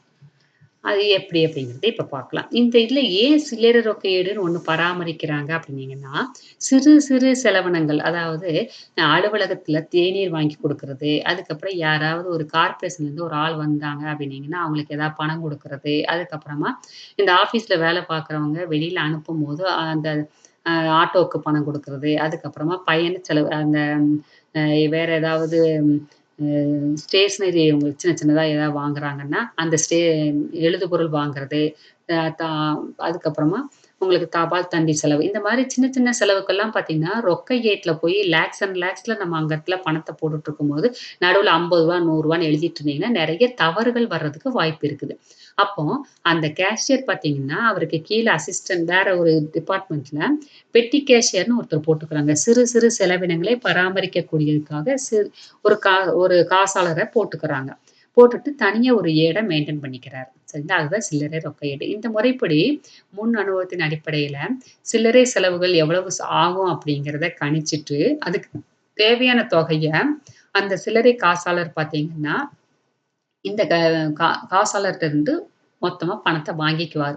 இது வந்து முன்பணம் அப்படிங்கிறோம். மொத்தமா பணத்த வாங்குறது. போன மாசத்துல பார்த்தீங்கன்னா, எனக்கு மாசம் முழுவதும் பார்த்தீங்கன்னா, ரூ. 1800 செலவாச்சு. அது முன்கணிப்பு. சரிங்களா? அப்ப இந்த மாசமும் எனக்கு அவ்வளவு ஆகும் அப்படிங்கிற மாரி இவரு முன்பணம் வாங்கிக்கிறாரு. அந்த முன்பணம் என்ற சொல் முன்கூட்டியே பெற்ற தொகையை குறிக்கும். இத்தொகையிலிருந்து சில்லறை காசாளர் செலவுகளை செய்து, அந்த சில்லறை ரொக்க ஏட்டுல பதிவு செய்றாரு. ஒரு குறிப்பிட்ட கால முடிவுல சில்லறை காசாளர் தலைமை காசாளர் கேஷியர்ட்ட போயி ஹெட் கேஷியர்ட்ட போயி, அந்த சில்லறை ரொக்க ஏட்டை சமர்ப்பிக்கிறார். அந்த ஏட போய் காமிச்சு, அந்த செலவினத்தை கூர்ந்து ஆராய்ந்து பார்த்து, அதுக்கான எல்லா ஆவணங்களையும் அவர் சப்மிட் பண்ணிருவாரு. எவ்வளவு செலவு செஞ்சாருன்னு பார்த்துட்டு, அந்த தொகையெல்லாம் கரெக்ட்டா இருந்துச்சு அப்டின்னீங்கன்னா, அந்த எவ்வளவு செலவு செஞ்சாரோ அந்த தொகைய, அந்த பணத்த மீதி அந்த ஒரு ரூ. 2000 உங்களுக்கு வாங்கியிருக்கிறாருன்னா, ஒரு ரூ. 1800 செலவு பண்ணிட்டாருன்னு வையும். ரூ. 1800 பணம் மட்டும் வாங்கிட்டு திருப்பி வந்துருவாரு. செலவு செஞ்சதுக்கான பணத்த மட்டும் வாங்கிட்டு வர்றாரு. அதுதான் சில்லறை முன்பண மீட்பு முறை அப்டிங்கிறோம். இதனோட நன்மை என்ன? செலவினங்களை நல்ல முறையில கட்டுப்படுத்த முடியும். அதே மாரி முதன்மை காசாளர் நேரம் மிச்சமாயிருந்து சின்ன சின்ன செலவுகளா பராமரிக்கக்கூடிய ஒரு அவசியம் இல்ல. சிறு செலவினக்கு ரொக்க ஏற்றில் சுமை இல்லாம இருக்கும். அதிக சுமை இல்லாம இருக்கும். இந்த சிறு சிறு செலவினங்கள மெயின்டெயின் பண்றது ரொம்ப சிரமம். ரொக்க ஏற்றில் சிலர் ரொக்க ஏட்லருந்து பேரேட்டில் எடுத்தது மிகவும் சுலபமாக இருக்கும். இந்த ஏட்ல வகைகள் பார்த்தீங்கன்னா, சாதாரண சில்லறை ரொக்க ஏடு, பாகுபடுத்தப்பட்ட சில்லறை ரொக்க ஏடுன்னு 2 வகையா பிரிச்சுட்டாங்க. இப்ப நம்ம பார்க்க போறது பாகுபடுத்தப்பட்ட சில்லறை ரொக்க ஏடு. இது பார்த்தீங்கன்னா, 2 பேஜ்ல போடுற மாரி வரும். சரிங்களா? பேரேடு மாரி 2 பேஜையும் எடுத்துக்கோங்க. பேரேடு மாரி 2 பேஜ் பற்று பக்கம், வரவு பக்கம் 2 பக்கமும் எடுத்துக்கிறீங்க.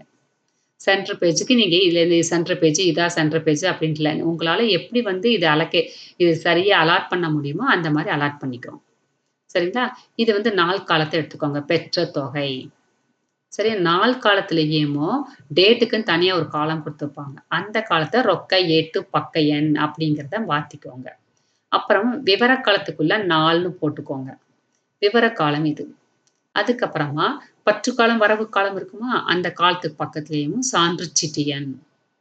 மொத்த செலவழித்த தொகை ஒரு காலத்துல போட்டுக்கோங்க. பற்று காலம் அல்லது வரவு காலம் ஏதோ ஒரு காலத்துல மொத்த செலவழித்த தொகை. அதுக்கப்புறமா இருக்கக்கூடிய அந்த ஸ்பேஸ்ல இப்படியே வரிசையா சின்ன சின்ன கோடா போட்டு நீங்க கொண்டு வந்துக்கலாம். எல்லா செலவுகளையும் எந்தெந்த செலவுகள் நம்மளுக்கு குடுத்துருக்குறாங்க, அந்த செலவு எல்லாத்தையும் இந்த இடத்துல போட்டுக்கலாம். கடைசில பேரீட்டு பக்க எண் போட்டுக்கோங்க. சரிங்களா? 2 பக்கமும் தான் உபயோகப்படுத்தணும் நீங்க. மாத்தி இருக்கக்கூடாது. இந்த அதாவது நோட்ட திருப்பி வச்சு எழுதக்கூடாது. நேரா நம்ம டி டி டி அ விசிபிளா இருக்கிற மாரி இருக்கும். நோட்ட திருப்பி எழுதாதீங்க. இதுதான் உங்களுக்கு படிவம். சில்லறை ரொக்க ஏட்டின் படிவம். இந்த படிவத்தில எப்படி பதிவு செய்யணும் அப்படிங்கிறத நம்ம பார்க்கலாம்.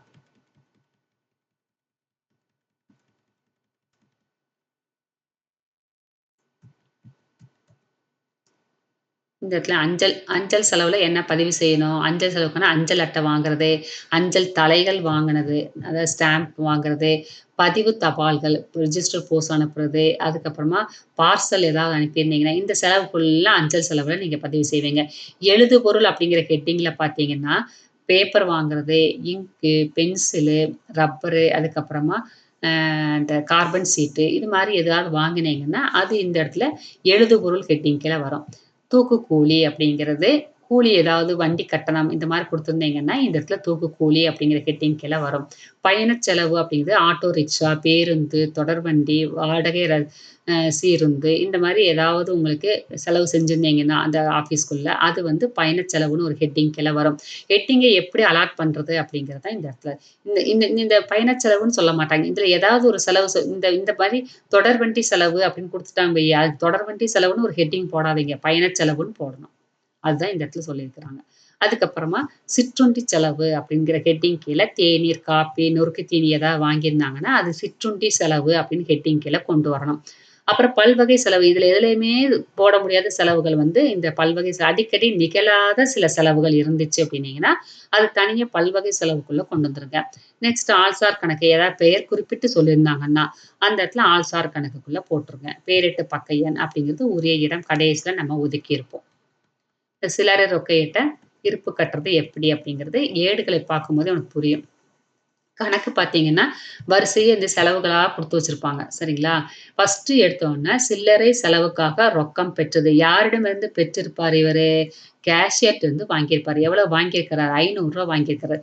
மீதி எல்லாமே கொடுத்தது, செய்தது, செலவு செஞ்சது எல்லாமே இருக்கும். வரிசையா இருக்கும். இது எல்லாமே செலவு தான். இத வந்து தனித்தனியா பிரிச்சு பார்க்க வேண்டிய அவசியம் இல்ல. நேரா நம்ம சம்முக்குள்ள போயிரலாம். சம்முக்குள்ள போயி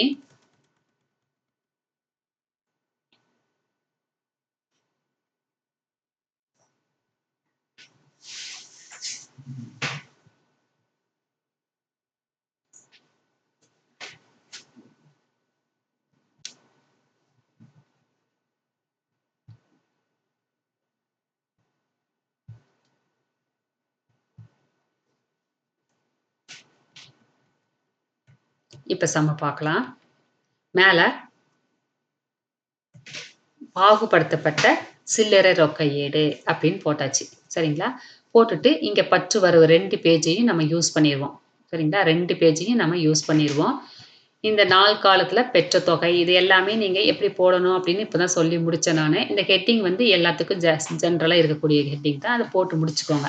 முடிச்சுட்டு 2017 ஜனவரி அப்படிங்கிறதே நம்ம இந்த இது வந்து கணக்க நான் இது வந்து ரொட்டேட் பண்ணிட்டேன். அதனால முன்னாடி இருக்க கணக்க பார்க்க முடியாது. நீங்க புக்க வச்சு பார்த்துக்கோங்க. 2017 ஜனவரி அப்படின்னு சொல்லிட்டு நம்மளுக்கு கணக்குல குடுத்துருக்குறாங்க. அந்த டேட்ட இந்த இடத்துல நீங்க போட்டுருவீங்க. 2017 ஜனவரி போட்டுட்டு நம்மளுக்கு அது ரொக்கம், ரொக்கம் வாங்கினதா சொல்லியிருக்காங்கல்ல, பெற்ற ரொக்கம். அப்ப ரொக்கம்னு போட்டுட்டு, பெற்ற தொகைன்னு இருக்கு அந்த இடத்துல ரூ. 500 போட்டுக்கோ. இந்த இடத்துல ரிவர்ஸ்ல வரும். இப்படி இதுதான் எழுதியிருக்கணும். இந்த பக்கம் எழுதிறக்கூடாது. செலவழித்த தொகையில எழுதக்கூடாது. இந்த இடத்துல பெற்ற தொகையில நீங்க எழுதியிருக்கணும். ரூ. 500. அதுக்கப்புறமா உங்களுக்கு என்னென்ன செலவுகள் சொல்லியிருக்கிறாங்களோ, அத வரிசையா இந்த இடத்துல அப்படியே எழுதிருங்க. 2ஆம் தேதி பயணச் செலவு, வண்டி கட்டணம், 2ஆம் தேதியே வண்டி கட்டணம் இருக்குது. அது 3ஆம் தேதி அஞ்சல் செலவு கூலி 2 இருக்குது. 4ஆம் தேதி எழுதுபொருள் போக்குவரத்து செலவு, 5ஆம் தேதி பழுதுபார்ப்பு செலவு, பயணச் செலவு, வண்டி கட்டணம். இப்படி எல்லாத்தையும் வரிசையா எழுதி, அந்த செலவழித்த தொகையும் வரிசையா எழுதிருங்க.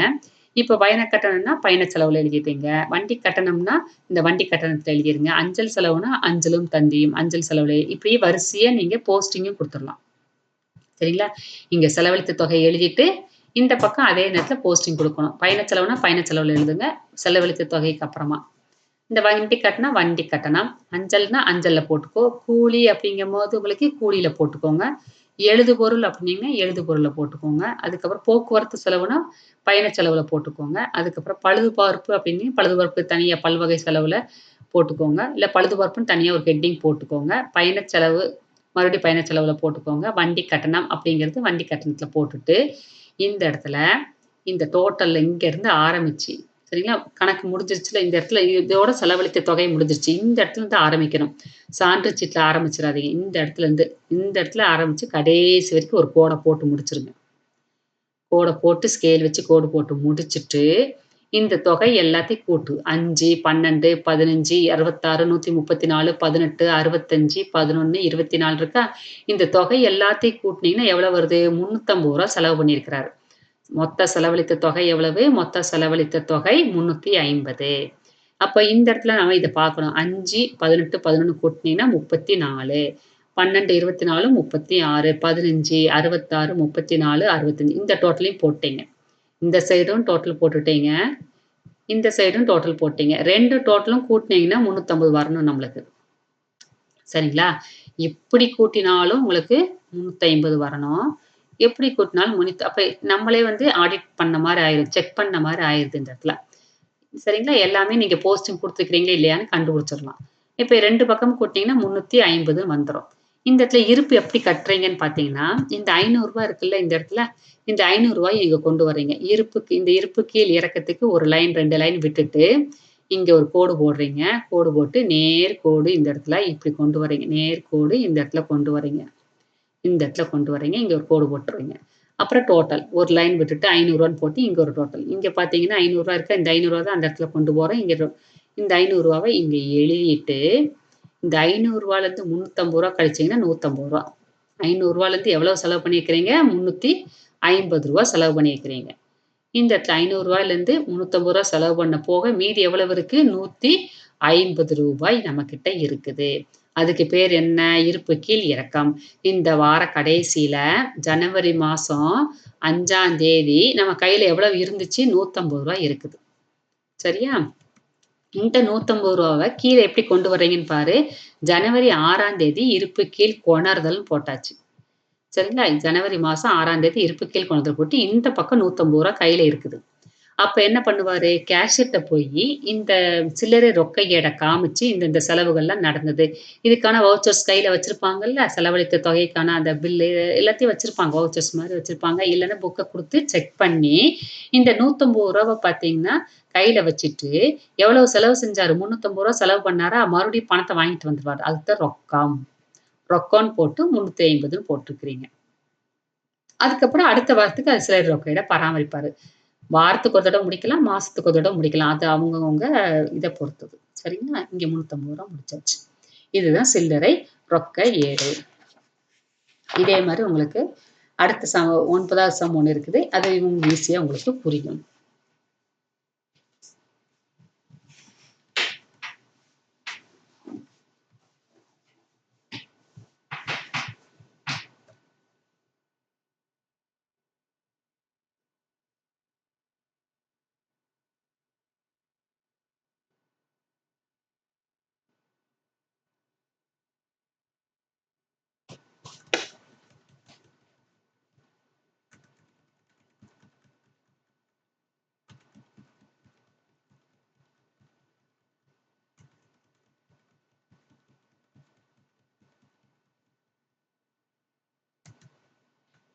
ஓகேம்மா.